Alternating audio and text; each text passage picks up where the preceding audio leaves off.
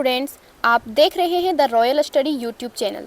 आज के इस वीडियो में हम सेमेस्टर 4 ज्योग्राफी प्रैक्टिकल एग्जाम के लिए पूछे जाने वाले सबसे ज़्यादा रिपीट होने वाले वाइवा क्वेश्चंस की तैयारी कराएंगे। अगर आप चाहते हैं कि वाइवा में एक भी सवाल ना छूटे तो वीडियो को पूरा ज़रूर देखें, और अगर आपको हमारा वीडियो पसंद आए तो लाइक करें और चैनल को सब्सक्राइब जरूर करें।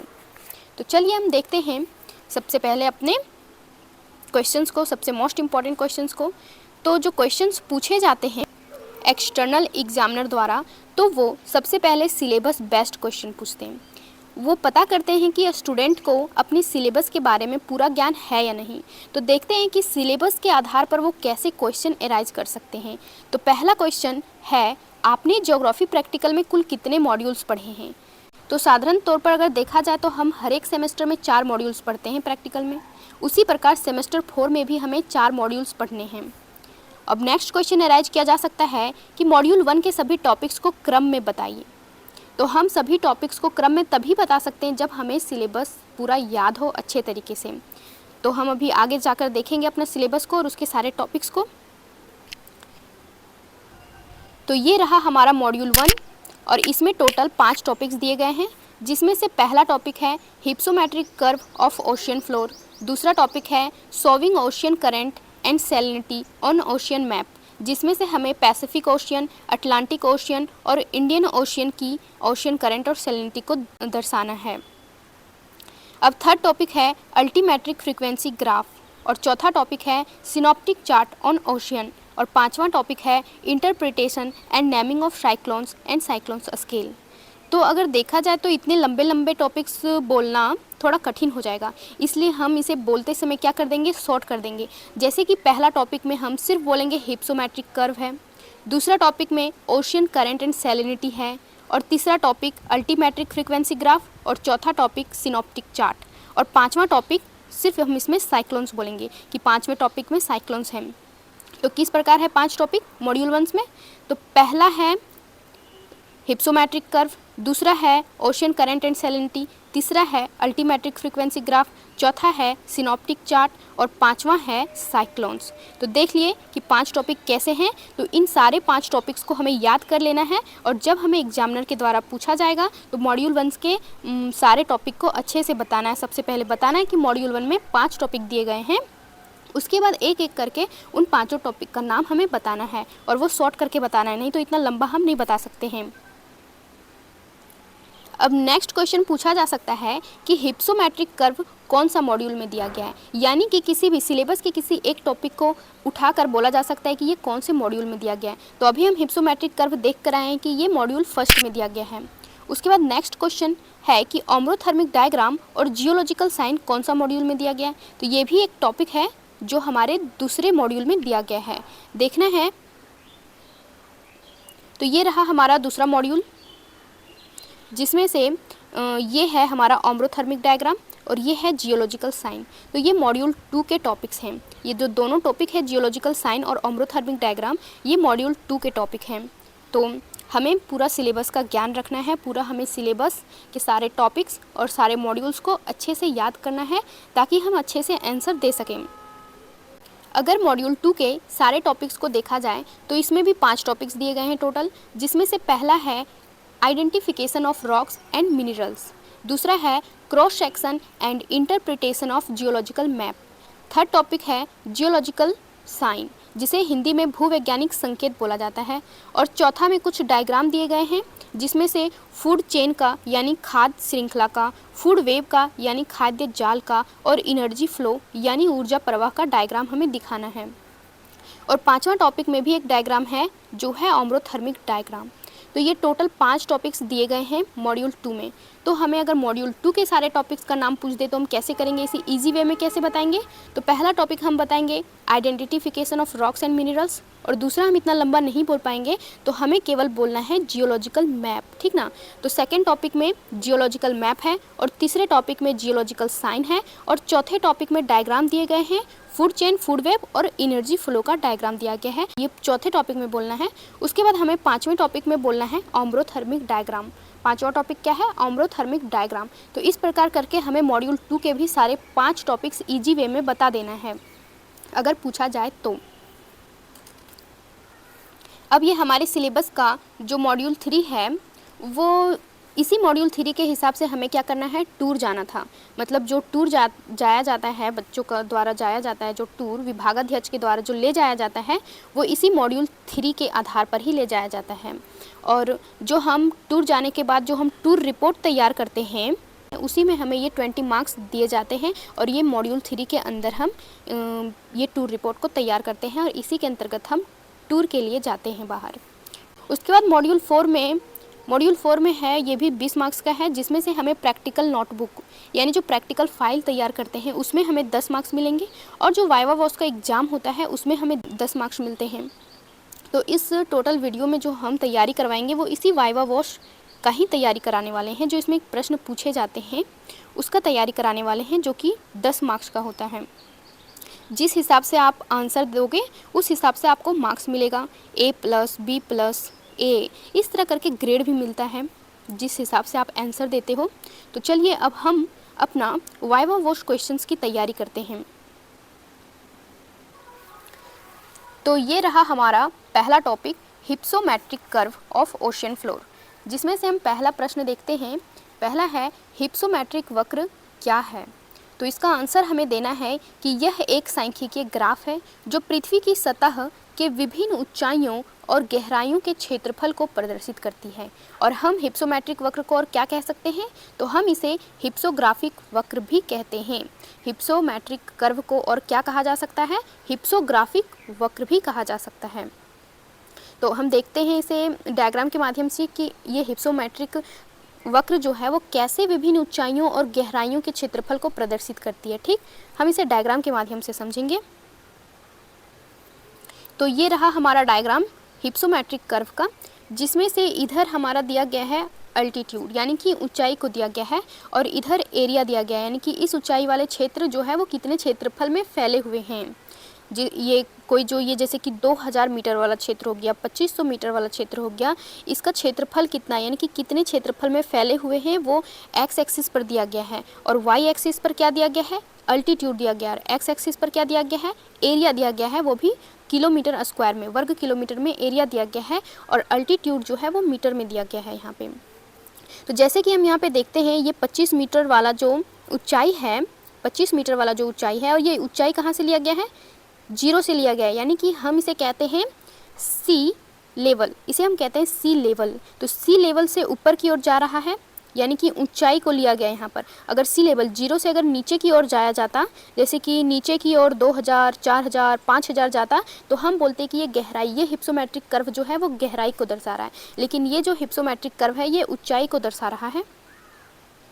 तुम देखते हैं कि ये कैसे दर्शाता है। जैसे कि ये 25 मीटर वाली ऊंचाई, तो इस 25 मीटर वाली ऊंचाई को यहाँ से यहाँ तक ले गया है और यहाँ पे दिखाया गया है कि ये 800 वर्ग किलोमीटर क्षेत्र में फैला हुआ है। मतलब जो 25 मीटर वाली ऊंचाई वाला जो क्षेत्र है वो उसका कुल क्षेत्रफल कितना है, 800 वर्ग किलोमीटर क्षेत्र है इसका। मतलब पूरे 800 वर्ग किलोमीटर क्षेत्र में पृथ्वी की सतह पर 25 मीटर ऊंचाई वाले क्षेत्र फैले हुए हैं। तो यही हिप्सोमेट्रिक कर्व जो है वो दिखलाता है कि पृथ्वी की सतह पर जो विभिन्न ऊंचाइयां और जो विभिन्न गहराइयां हैं उनका क्षेत्रफल किस प्रकार है। उनके क्षेत्रफल को प्रदर्शित किया जाता है किसके माध्यम से, हिप्सोमेट्रिक कर्व के माध्यम से। और क्षेत्रफल को प्रदर्शित करने के साथ साथ ये क्या करती है, परसेंटेज को भी बताती है कि ये कुल सतह या कुल सरफेस का कितना प्रतिशत है। ये मतलब कि कुल एरिया का कितना प्रतिशत है ये ऊंचाई वाला क्षेत्र। जैसे कि 2500 मीटर वाला जो ऊंचाई वाला क्षेत्र है वो 800 वर्ग किलोमीटर है और इसका प्रतिशत कितना है, 50%। तो टोटल 100% हिस्से में 50% क्षेत्र जो है वो 25 मीटर ऊंचाई वाले स्थान का आता है। तो इस प्रकार हम देखते हैं हिप्सोमेट्रिक कर्व ऊंचाई और गहराई के क्षेत्रफल को प्रदर्शित करता है। जैसे कि यहाँ पे दिया गया है 75% जो भाग है, 75%, ये जो 75% भाग है वो 2175 मीटर से नीचे आते हैं। ये 75% भाग जो है वो 2175, तो ये रहा यहाँ पे 2175, ये रहा 2175। तो ये जो हिस्सा है वो 75% भाग में आते हैं। मतलब कि पृथ्वी की सतह का जो 75% भाग है वो 2175 मीटर से नीचे आते हैं और इसका 50% भाग जो है वो 2500 मीटर से नीचे आते हैं। मतलब इस ग्राफ के हिसाब से, तो इस ग्राफ के हिसाब से 50% भाग यहाँ पे दिया गया है 50% भाग जो है वो कहाँ पे आते हैं, तो ये 2500 मीटर के नीचे आते हैं। अब हम नेक्स्ट क्वेश्चन देखते हैं, oceanic and continental hypsometric curve में अंतर को देखते हैं। तो अंतर क्या है ओशियनिक और कॉन्टिनेंटल हिप्सोमेट्रिक कर्व में? तो ओशियनिक कर्व जो है वो समुद्र की गहराई को दिखाता है। जैसे कि बोले थे ना, जीरो से अगर नीचे की ओर आता, नीचे की ओर अगर 2000 4000 इस तरह करके बढ़ते जाता, तो हम बोलते वो जो गहराई बढ़ रही है वो दिखा रही है ओशियनिक हिप्सोमेट्रिक कर्व को। लेकिन उस ग्राफ में क्या था, जीरो से जो संख्या थी वो ऊपर की ओर बढ़ रही थी, ऊंचाई ऊपर की ओर क्या हो रहा था, बढ़ रहा था। यानी कि ऊपर की ओर 2000 4000 6000 इस तरह बढ़ रहा था, तो हम उसे बोलेंगे कॉन्टिनेंटल हिप्सोमेट्रिक कर्व, यानी कि वो ऊंचाई को दर्शा रहा था। और गहराई को दर्शाता तो हम बोलते कि वो ओशियनिक कर्व था। तो जो अभी हम डायग्राम देखे वो हिप्सोमेट्रिक कर्व वो कॉन्टिनेंटल कर्व का था। तो उसी प्रकार हम देखते हैं तीसरा क्वेश्चन आगे। तो हिप्सोमेट्रिक कर्व से क्या जानकारी मिलती है, आखिर हम ये हिप्सोमेट्रिक कर्व क्यों बनाते हैं? तो इससे हमें जानकारी मिलती है कि पृथ्वी की सतह का कितना भाग किस ऊंचाई या किस गहराई पर स्थित है। तो पृथ्वी की सतह का कितना भाग किस ऊंचाई और किस गहराई पर स्थित है, ये हमें हिप्सोमेट्रिक कर्व से पता चलती है। उसके बाद देखते हैं नेक्स्ट, हिप्सोमेट्रिक वक्र क्या दर्शाता है? तो ये समुद्र तल से यानी सी लेवल के सापेक्ष पृथ्वी की सतह के क्षेत्रफल और ऊंचाई और गहराई के बीच के संबंध को क्या करता है, दर्शाता है। तो अगर प्रश्न पूछा जाए कि हिप्सोमेट्रिक वक्र क्या दर्शाता है, तो हमें बताना है समुद्र तल के सापेक्ष, सी लेवल के सापेक्ष, तो पृथ्वी की सतह के क्षेत्रफल और उसकी ऊंचाई और गहराई के बीच संबंध को दर्शाया जाता है। किसके माध्यम से? तो हिप्सोमेट्रिक वक्र के माध्यम से दर्शाया जाता है। अब नेक्स्ट क्वेश्चन की ओर बढ़ते हैं। नेक्स्ट क्वेश्चन है हमारा कि हिप्सोमेट्रिक कर्व यानी कि इस वक्र के एक्स और वाई एक्सिस यानी अक्ष पर क्या प्रदर्शित किया जाता है? तो आम तौर पर अगर देखा जाए तो वाई एक्सिस पर ऊंचाई, ये रहा हमारा अल्टीट्यूड यानी कि ऊंचाई जो मीटर में प्रदर्शित किया गया है, तो ये हमारा वाई एक्सिस पर प्रदर्शित किया गया है। और ये जो है वो मीटर में और ये किलोमीटर में भी प्रदर्शित किया जा सकता है। और एक्स अक्ष पर पृथ्वी की सतह का कुल प्रतिशत क्षेत्रफल दिखाया जाता है। जैसे कि ये क्षेत्रफल को, एरिया को क्या किया गया है, यहाँ पर दर्शाया गया है। और यह जो एरिया है वो कितने प्रतिशत में आ रहा है उसे भी दर्शाया गया है। किसमें? तो ये एक्स एक्सिस पर दर्शाया गया है। तो अगर पूछा जाए कि हिप्सोमेट्रिक कर्व में वाई एक्सिस पर क्या दर्शाया जाता है, तो हमें बताना है वाई एक्सिस पर ऊंचाई या तो फिर गहराई को दर्शाया जाता है, जो कि मीटर या किलोमीटर में होती है। और एक्स एक्सिस पर क्या दर्शाया जाता है? तो एक्स एक्सिस पर पृथ्वी की सतह का कुल क्षेत्रफल वो भी प्रतिशत में दिखाया जाता है, या तो फिर क्षेत्रफल दिखाया जाता है। एक्स एक्सिस पर पृथ्वी की सतह का क्षेत्रफल दर्शाया जाता है। नेक्स्ट क्वेश्चन है कि पृथ्वी की सतह का कितना प्रतिशत भाग जो है वो महासागरों के नीचे है? तो हम जानते हैं कि लगभग 71% हिस्सा जो है महासागरों के नीचे स्थित है। और 29% हिस्सा जो है पृथ्वी के टोटल सरफेस का, तो 29% हिस्सा जो है वो महाद्वीपीय क्षेत्र में आता है। महाद्वीपीय क्षेत्र जो है वो 29% हिस्से में आते हैं, और महासागरीय क्षेत्र जो होते हैं वो 71% क्षेत्र में आते हैं। अब नेक्स्ट क्वेश्चन देखते हैं कि महासागरीय तल के मुख्य भाग कौन से हैं जिन्हें इस वक्र पर दिखाया जाता है। यानी कि महासागरीय तल के ऐसे कौन कौन से भाग होते हैं जिन्हें हम हिप्सोमेट्रिक कर्व के माध्यम से दिखाते हैं। तो हमें देखना है कि इसमें हम महाद्वीपीय मग्न तट यानी कि जिन्हें इंग्लिश में हम कॉन्टिनेंटल शेल्फ बोलते हैं, और महाद्वीपीय मग्न ढाल जिन्हें हम कॉन्टिनेंटल स्लोप कहते हैं, और तीसरा है गहरी समुद्री मैदान यानी जिन्हें हम इंग्लिश में एबिसियल प्लेन बोलते हैं, और चौथा है समुद्री गर्त जिसे इंग्लिश में ट्रेंचेस बोला जाता है या ट्रेंच बोला जाता है। तो अब इसे हम मैप में देखते हैं डायग्राम के माध्यम से कि किसे हम कॉन्टिनेंटल शेल्फ कहते हैं।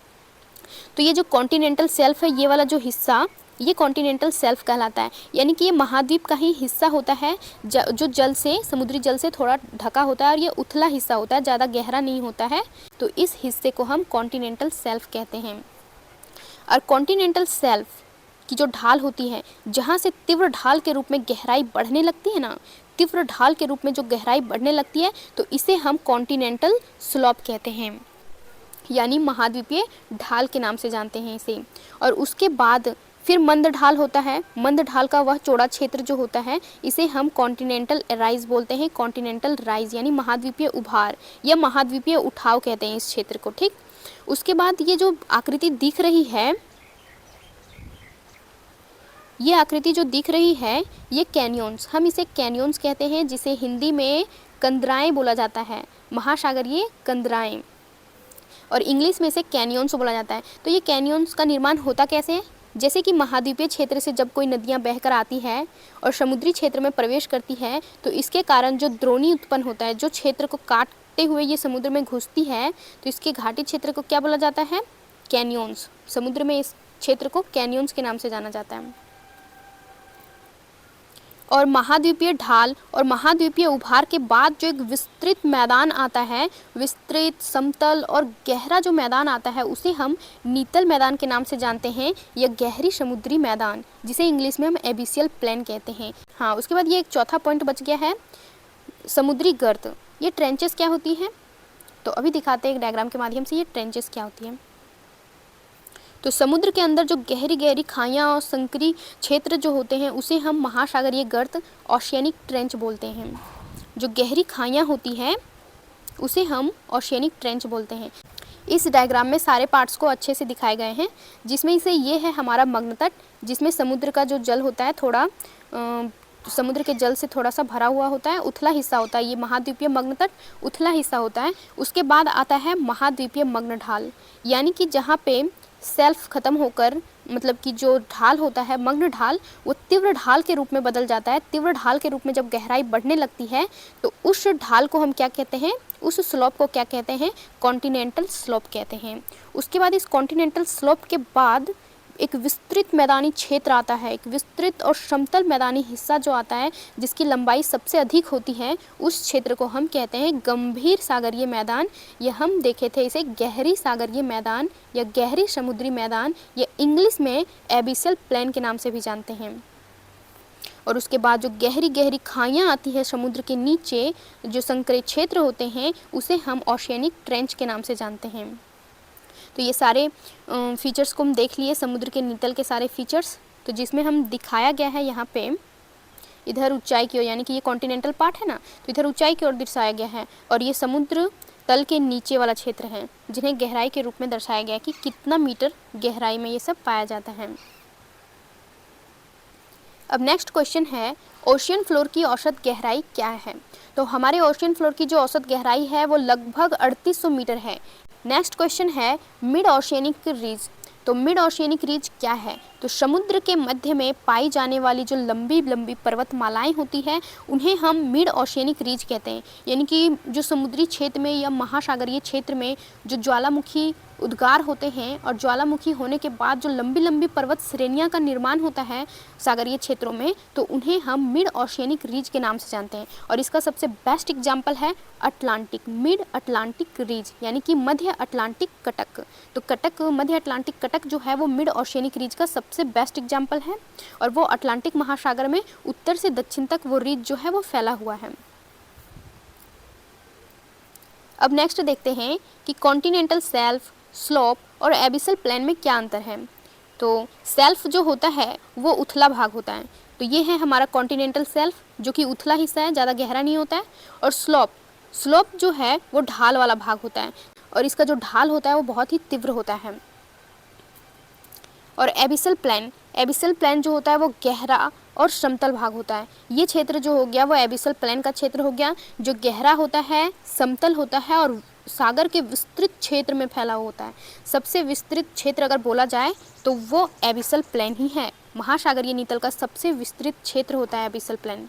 अब हम नेक्स्ट क्वेश्चन की ओर बढ़ते हैं। नेक्स्ट क्वेश्चन है कि सबसे अधिक क्षेत्रफल कौन घेरता है? तो अभी बताए थे कि सबसे अधिक क्षेत्रफल जो है वो एबिसल प्लेन का होता है। ये सर्वाधिक लंबे हिस्से में फैला होता है एबिसल प्लेन। उसके बाद आता है नेक्स्ट क्वेश्चन कि डीप सी ट्रेंच क्या है? डीप सी ट्रेंच गहरी समुद्री खाइयाँ, यानी कि समुद्र का जो अत्यधिक गहरा भाग है, जैसे कि हम एग्जाम्पल के लिए देखते हैं मरियाना ट्रेंच। तो जो समुद्र का सबसे अत्यधिक गहरा भाग होता है उसे ही हम लोग ट्रेंच के नाम से जानते हैं, जिसे अभी हम कुछ देर पहले दिखाए थे। ये रहा, तो ये जो है वो क्या है? महासागरीय गर्त यानी कि डीप ओशियन ट्रेंच है, गहरी समुद्री खाइयाँ हैं। ये खाइयों को हम गर्त भी बोल सकते हैं। अब नेक्स्ट क्वेश्चन आते हैं कि सेल्फ ब्रेक क्या है और इसे वक्र पर कैसे पहचानते हैं। तो देखते हैं इसका आंसर कि जहां महाद्वीपीय मग्न तट का मंद ढाल अचानक तीव्र ढाल यानी कि कॉन्टिनेंटल स्लोप में बदल जाता है, उसे हम लोग सेल्फ ब्रेक कहते हैं। तो अभी हम दिखाते हैं कि सेल्फ ब्रेक किसे कहते हैं डायग्राम के माध्यम से। तो ये रहा हमारा कॉन्टिनेंटल सेल्फ का मंद ढाल, और इस मंद ढाल के बाद क्या होती है, तीव्र ढाल के रूप में जो स्लोप होता है वो बढ़ता है, तीव्र ढाल के रूप में गहराई बढ़ती है। और जो ये सीमा का निर्माण हुआ ना, मतलब जहाँ पे कॉन्टिनेंटल सेल्फ का अंत होता है, जहाँ पे कॉन्टिनेंटल सेल्फ ख़त्म होती है और स्लोप जहाँ से शुरू होती है, तो उस सीमा को हम लोग किस नाम से जानते हैं, तो हम उन्हें सेल्फ ब्रेक के नाम से जानते हैं। अब हम नेक्स्ट क्वेश्चन देखते हैं कि वक्र पर गहरा समुद्री मैदान यानी एबिसियल प्लेन कहाँ स्थित होता है। अगर हम हिप्सोमेट्रिक कर्व में अगर देखना चाहेंगे कि ये गहरा समुद्री मैदान का हिस्सा कौन वाला है, तो हम देख पाएंगे कि ये जो वक्र है, वक्र का जो सबसे लंबा और लगभग जो समतल हिस्सा होता है ना, जो लगभग 3000 से 6000 मीटर की गहराई के बीच पाया जाता है, तो उस हिस्से को हम गहरा समुद्री मैदान मानते हैं। वो हिस्सा क्या दर्शाता है, गहरे समुद्री मैदान को दर्शाता है। तो इसे हम एग्जाम्पल के लिए वक्र के रूप में देखते हैं। मान लो कि यह एक वक्र है, ठीक, यह एक वक्र है जिसमें से ये हिस्सा जो है वो हमारा मग्न तट दर्शा रहा है, और ये जो छोटी हिस्सा है वो समुद्री ढाल, महाद्वीपीय ढाल को दर्शा रहा है, और ये जो लंबा सा क्षेत्र गया है, जो सर्वाधिक लंबा क्षेत्र है, ये हमारा सागरीय मैदान को दर्शाता है, और जो कि कितनी गहराई में स्थित है, जो कि कितनी गहराई में, 3000 से लेकर 6000, 3000 से 6000 की गहराई, मीटर गहराई के बीच पाया जाता है क्या, गंभीर सागरीय मैदान यानी एबिसियल प्लेन। तो एबिसियल प्लेन की गहराई कितनी है, तो ये समुद्र के नीचे 3000 से 6000 मीटर की गहराई के बीच पाया जाता है। अब नेक्स्ट क्वेश्चन देखते हैं कि वक्र का कौन सा भाग जो है वो महासागरीय गर्त यानी ओशियन ट्रेंचेस को दिखाता है। तो वक्र का जो सबसे निचला और अंतिम सिरा जो होता है, जो बहुत ही कम क्षेत्रफल घेरता है लेकिन गहराई जिसकी सबसे अधिक होती है, उसे हम महासागरीय गर्त कहते हैं। और एग्जाम्पल के लिए अगर कोई हम महासागरीय गर्त का एग्जाम्पल लेते हैं तो वो है मरियाना गर्त, जो कि कहाँ पर स्थित है, तो ये प्रशांत महासागर का सबसे गहरा हिस्सा है, मरियाना गर्त। अब हम अपने नेक्स्ट टॉपिक ओशियन करेंट से मोस्ट इंपॉर्टेंट क्वेश्चन को देखते हैं। तो इसमें पहला क्वेश्चन है कि महासागरीय धाराएं यानी ओशियन करेंट्स आखिर है क्या। तो ओशियन करेंट्स किसे कहते हैं, अगर पूछा जाए कि ओशियन करेंट या महासागरीय धाराएं क्या है, तो हमें उत्तर देना है कि महासागर की सतह पर एक निश्चित दिशा में जल के निरंतर प्रवाह को महासागरीय धाराएं कहते हैं। महासागरीय धाराएं किसे कहते हैं, तो ये जो होती है वो महासागर की सतह पर एक निश्चित दिशा में जल के निरंतर प्रवाह को ही महासागरीय धाराएं कहते हैं। और नेक्स्ट क्वेश्चन है कि गर्म और ठंडी धाराओं के बीच क्या अंतर है। तो जो गर्म धाराएं होती है वो भूमध्य रेखा से ध्रुवों की ओर बहती है, और तटीय क्षेत्रों का तापमान क्या करती है, ये बढ़ा देती है। फॉर एग्जाम्पल के लिए हम एक धारा का नाम लेते हैं, जैसे कि गल्फ स्ट्रीम, ये एक गर्म जलधारा है। अब ठंडी जलधारा किसे कहते हैं, ठंडी धाराएं क्या होती है, तो ये जो ठंडी धाराएं होती है वो ध्रुवों से भूमध्य रेखा की ओर बहती है। किधर से किधर की ओर बहती है, तो ये ध्रुवों से भूमध्य रेखा की ओर बहती है और तापमान को कम कर देती है। मतलब जिस क्षेत्र में भी ये ठंडी धाराएं जाती है वहाँ के तापमान को कम कर देती है। फॉर एग्जाम्पल के लिए लेब्राडोर की धारा, ये जहाँ भी जाती है तापमान को क्या करती है, कम कर देती है। अब इन्हें हम डायग्राम के माध्यम से समझते हैं मैप में। तो ये रहा समुद्र की जलधाराएं, जैसे कि ये है हमारा गल्फ स्ट्रीम।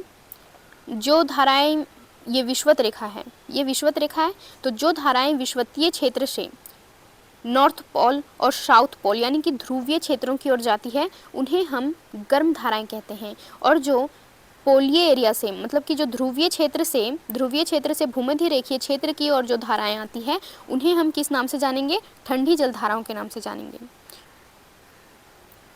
एग्जाम्पल के लिए जैसे कि हम देखे थे यहाँ पे गल्फ स्ट्रीम, जो कि ये क्या है, गल्फ स्ट्रीम एक गर्म जलधारा है, और लेब्राडोर जो है वो इधर से आ रही है जो कि एक ठंडी जलधारा है। तो ये जो होती है वो निरंतर एक ही दिशा में क्या होती है, प्रवाहित होती रहती है। ये निरंतर प्रवाहित होने वाली क्या है, धाराएं हैं। एक निश्चित दिशा में क्या होती है, ये प्रवाहित होती है। तो जलधाराएं इसी को तो कहते हैं। जैसे गल्फ स्ट्रीम की दिशा हमेशा ऐसे ही रहता है और लैब्राडोर की जो जलधारा है वो हमेशा से ऐसे ही प्रवाहित होती है। तो एक निश्चित दिशा में जल का जो निरंतर प्रवाह होता है उसी को हम क्या कहते हैं, ओशियनिक करंट बोलते हैं। जिसमें से गल्फ स्ट्रीम जो है ये ध्रुवीय क्षेत्र से ये जो भूमध्य रेखीय क्षेत्र से ध्रुवीय क्षेत्र की ओर जा रही है, तो ये गर्म जलधारा हुई। और लैब्राडोर की जो जलधारा है वो ध्रुवीय क्षेत्र से भूमध्य रेखीय क्षेत्र की ओर आ रही है, जिस वजह से ये ठंडी जलधारा हुई। अब हम नेक्स्ट क्वेश्चन देखते हैं कि प्रशांत महासागर की किन्हीं दो प्रमुख धाराओं के नाम बताइए। अब हमें सारे जो ओशियनिक करेंट्स हैं मैप में दिए गए, उन सभी को हमें कहाँ पे कैसे बहती है उन सभी को याद कर लेना है अच्छे से, क्योंकि एग्जामिनर द्वारा पूछा जा सकता है कि ये धाराएं जो है वो कहाँ पे बहती है, या इस महासागर के किन्हीं दो प्रमुख धाराओं का नाम बता दें, या तो फिर कोई भी एक धारा का नाम दे देगा और पूछेगा कि यह धारा जो है वो किस महासागर में बहती है। तो जैसे कि यहाँ पर पूछा गया कि प्रशांत महासागर के किन्हीं दो प्रमुख धाराओं का नाम बताएं, तो प्रशांत महासागर के किन्हीं दो प्रमुख धाराओं का नाम है क्यूरोशियो और एक कैलिफोर्निया की धारा। क्यूरोशियो की धारा और एक कैलिफोर्निया की धारा। क्यूरोशियो जो कि गर्म है और कैलिफोर्निया की जो धारा है वो ठंडी है। तो हम प्रशांत महासागर की धाराओं में हम क्यूरोशियो और एक आयोशियो भी है जो जापान के पास बहती है, तो क्यूरोशियो और आयोशियो भी जो है वो एक ठंडी जलधारा है। उसके बाद कैलिफोर्निया की जलधारा भी जो है वो एक ठंडी जलधारा है। तो हम इसे मैप में देखते हैं कि कहाँ पर ये धाराएं बह रही हैं। तो ये जो है ये हमारा क्यूरोशियो धारा है, क्यूरोशियो की जलधारा है। और कैलिफोर्निया की जलधारा जो है वो अमेरिका के पश्चिमी तट पर स्थित है। ये है कैलिफोर्निया की जलधारा, ये जो है वो कैलिफोर्निया की जलधारा जो एक ठंडी जलधारा है। ये जो कैलिफोर्निया की जलधारा है वो एक ठंडी जलधारा है जो कि अमेरिका के पश्चिमी तट पर प्रशांत महासागर में प्रवाहित होती है। और ये क्यूरोशियो की जलधारा जो है ये भी प्रशांत महासागर है, जैसे कि इधर वाला हिस्सा और इधर वाला हिस्सा जुड़ा हुआ है और ये पूरा एरिया जो है वो प्रशांत महासागर का ही हिस्सा है। इसलिए कैलिफोर्निया की जलधारा और क्यूरोशियो की जलधारा और इधर से जो ठंडी जलधारा आ रही है आयोशियो की जलधारा, फिर ये सारी जो जलधाराएं हैं वो प्रशांत महासागर की प्रमुख जलधाराएं हैं। तो हमें देख लेना है ये सारी जलधाराओं को कि कैसे कौन सी जलधारा किस महासागर में कैसे प्रवाहित हो रही है और किस तट के निकट प्रवाहित होती है। जैसे कि पेरू की जलधारा यहाँ पे दक्षिण अमेरिका के पश्चिमी तट पर, दक्षिण अमेरिका के पश्चिमी तट पर ये पेरू की जलधारा बह रही है जिसका दूसरा नाम है हम्बोल्ट की जलधारा, और यह जो है वो एक ठंडी जलधारा है। तो हमें धाराओं को याद रखने के साथ साथ ये भी पता करना है कि कौन सी जलधारा जो है वो ठंडी है और कौन सी जलधारा जो है वो गर्म है। तो इस मैप में हम सभी इम्पॉर्टेंट धाराओं को बता दे रहे हैं। जैसे कि ये पश्चिमी अपवाह है, ये क्या है, पश्चिमी अपवाह धारा, जो क्या होती है पश्चिम से पूर्व की ओर बहते रहती है और ये हमेशा इसी क्षेत्र में प्रवाहित होती है, जिसे हम पश्चिमी अपवाह के नाम से जानते हैं। फिर इसी पश्चिमी अपवाह से एक धारा जो होती है वो दक्षिण अमेरिका के पूर्वी तट से ऊपर की ओर जाती है, पूर्वी तट की तरफ। तो ये पूर्वी तट के सामने से जो ऊपर की ओर जा रही है ये फॉकलैंड की धारा है, ये भी बहुत इंपॉर्टेंट है। ये फॉकलैंड की धारा जो है वो ठंडी जलधारा है। और उत्तर तरफ से जो आ रही है ब्राज़ील की धारा, ये ब्राज़ील की धारा गर्म जलधारा है। और ये दोनों जलधाराएं यहाँ पे क्या होती है, मिलती है। और पता है जब ये गर्म जलधारा और ठंडी जलधाराएं जहाँ मिलती है वहाँ पे क्या होता है, तो वहाँ पे गहरा कोहरा छा जाता है, यानी कि फॉग छा जाती है। और उस क्षेत्र में एक विशिष्ट प्रकार की घास, उस समुद्री क्षेत्र में एक विशिष्ट प्रकार का घास का निर्माण होता है, घास की उत्पत्ति होती है जिसका नाम है फाइटोप्लैंक्टन घास। फाइटोप्लैंक्टन घास होती है जो कि मछलियों के लिए बहुत ही महत्वपूर्ण है। इस वजह से जहाँ पे गर्म जलधाराएं और ठंडी जलधाराएं मिलती है वहाँ पे मत्स्य का उत्पादन सर्वाधिक होता है। उसे हम फिशिंग ग्राउंड्स के नाम से जानते हैं। जहाँ पे गर्म जलधाराएं और ठंडी जलधाराएं मिलती है उस एरिया को फिशिंग ग्राउंड्स के नाम से जाना जाता है। जैसे कि यहाँ पे लैब्राडोर की जलधारा और ये रहा गल्फ स्ट्रीम की जलधारा। उत्तरी अमेरिका के पास जो लैब्राडोर की जलधारा और जो गल्फ स्ट्रीम की जलधारा है वो कहाँ पे मिलती है, तो यहाँ पे एक टापू है न्यूफाउंडलैंड की जो टापू है यहाँ पे, तो यहाँ पे ये दोनों धाराएं क्या होती है, मिलती हैं, जिस वजह से यहाँ पे मत्स्य का उत्पादन सर्वाधिक, विश्व प्रसिद्ध मत्स्य उत्पादन केंद्र है ये ग्राउंड बैंक्स। अब नेक्स्ट इंपॉर्टेंट धाराओं को देखते हैं। यहाँ पे अफ्रीका महाद्वीप के पश्चिमी तट पर जो बह रही है ये है बेंगवेला की धारा, जो कि ठंडी जल धारा है और ये भी पश्चिमी अफवाह का ही एक धारा है। पश्चिमी अफवाह से ही एक टुकड़ी जो है वो बहकर इधर की ओर जा रही है, जिसे हम बेंगवेला की धारा के नाम से जानते हैं। और ये किस महासागर में स्थित है? तो ये जो दिख रहा है ये हमारा अटलांटिक ओशियन है। तो ये अटलांटिक ओशियन का ही एक धारा है, बेंगवेला की धारा। उसके बाद ये है अल्गुहास की धारा। ये क्या है? अल्गुहास की धारा, जो मेडागास्कर से होते हुए अल्गुहास की धारा, जो कि एक गर्म जल धारा, ये ऊपर से नीचे की ओर आ रही है। मतलब कि ये ध्रुवीय क्षेत्र की ओर जा रही है, भूमध्य रेखीय क्षेत्र से ध्रुवीय क्षेत्र की ओर जा रही है, ये अल्गुहास की धारा। उसके बाद एक और इम्पॉर्टेंट धारा है ऑस्ट्रेलिया की धारा। ये ऑस्ट्रेलिया की धारा ये भी जो है वो पश्चिमी अफवाह का ही एक हिस्सा है, जो कि उत्तर की ओर जा रही है। ये ऑस्ट्रेलिया की धारा जो है वो एक ठंडी जलधारा है, जो कि बाद में बदलकर गर्म जलधारा के रूप में प्रवाहित होने लगती है, जिसे दक्षिण विषुवतीय धारा के नाम से जाना जाता है। और एक इधर जो है वो पूर्वी ऑस्ट्रेलिया की धारा है।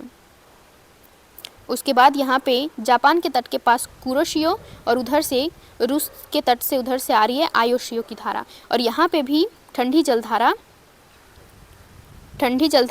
और गर्म जलधारा का क्या हो रहा है? मिलन हो रहा है। और कहाँ पर होता है इसका? तो ये जापान का एक द्वीप है। जापान का एक द्वीप है जिसको हम लोग जानते हैं होक्काइडो द्वीप। जापान का कौन सा द्वीप है? ये होक्काइडो द्वीप है, जहाँ पे ये गर्म जलधारा और ठंडी जलधारा जो होती है वो मिलती है। और यहाँ पर भी ना मछली का उत्पादन सर्वाधिक होता है और गहरा कोहरा छाया होता है। इस क्षेत्र में क्या होता है? गहरा कोहरा छाया होता है। तो हम देख लिए सारे इम्पोर्टेंट्स करेंट्स को, ओशियनिक करेंट्स को। तो ये सारे करेंट्स को हमें याद रखना है कि कौन से महासागर में बहता है और कौन से महासागर में कौन सा करेंट्स बहता है और किस तट के निकट बहता है। तो ये हमें ध्यान रखना है। पूरे मैप को अच्छे से याद कर लीजिएगा। ओशियनिक करेंट्स में कहीं से भी इसमें क्वेश्चन अराइज किया जा सकता है। ठीक है, तो अब नेक्स्ट क्वेश्चन की ओर बढ़ते हैं। अब नेक्स्ट क्वेश्चन है हमारा गल्फ स्ट्रीम। तो गल्फ स्ट्रीम जो है वो किस प्रकार की धारा है और कहाँ बहती है? तो गल्फ स्ट्रीम हम देखे थे कि ये उत्तरी अमेरिका के कहाँ पे? पूर्वी तट में बह रही थी। और ये जो गल्फ स्ट्रीम है वो हमारा ये भूमध्य रेखीय क्षेत्र से ध्रुवीय क्षेत्र की ओर जा रही है। मतलब कि यह एक गर्म जलधारा है, क्योंकि यह भूमध्य रेखीय क्षेत्र से उत्तर की ओर जा रही है। और ये जो गल्फ स्ट्रीम है वो किस महासागर में बहती है? तो ये उत्तरी अटलांटिक महासागर में बहती है।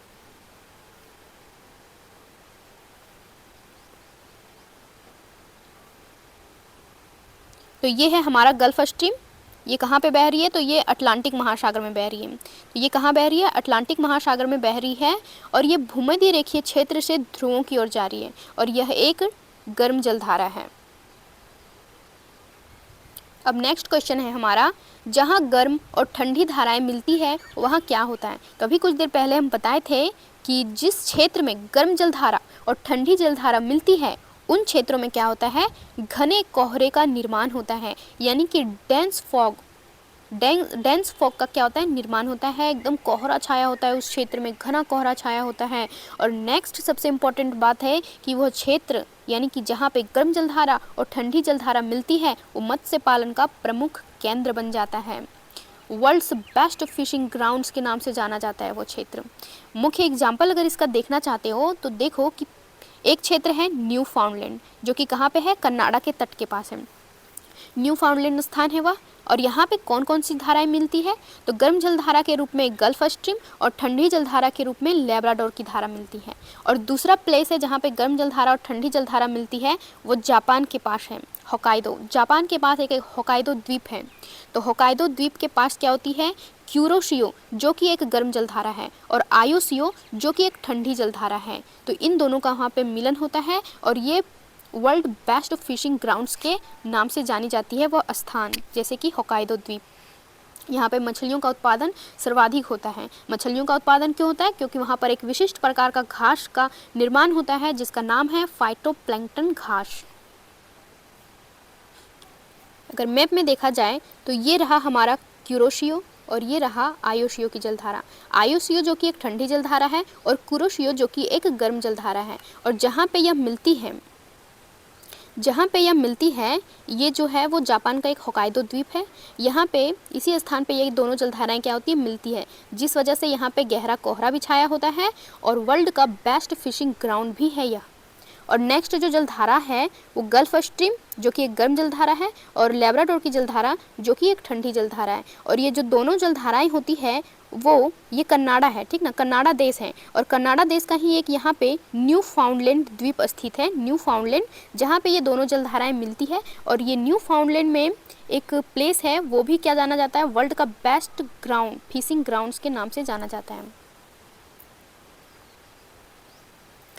अब यहाँ पे नोट में जैसे कि हम लिखे हैं न्यू फाउंडलैंड के पास स्थित, तो न्यू फाउंडलैंड जो कि हम कनाडा के पास एक द्वीप को देखें, तो उस द्वीप में ग्रैंड बैंक्स दुनिया का जो सबसे प्रसिद्ध मत्स्य क्षेत्र है, ये एक क्षेत्र है, ये एक प्लेस है ग्रैंड बैंक्स, जो कि क्या है, दुनिया का सबसे प्रसिद्ध मत्स्य क्षेत्र है, क्योंकि यहाँ गल्फ स्ट्रीम और लेब्राडोर की धाराओं का क्या होता है, मिलन होता है। गल्फ स्ट्रीम जो कि गर्म जलधारा है और लेब्राडोर की जलधारा जो कि एक ठंडी जलधारा है, और इन दोनों के मिलन से क्या होता है, तो इन दोनों के मिलन से यहाँ पर मछली का उत्पादन सर्वाधिक होता है, जिस वजह से यहाँ पर एक स्थान जो है वो ग्रैंड बैंक्स वो बहुत ही फेमस है मछली के उत्पादन के लिए।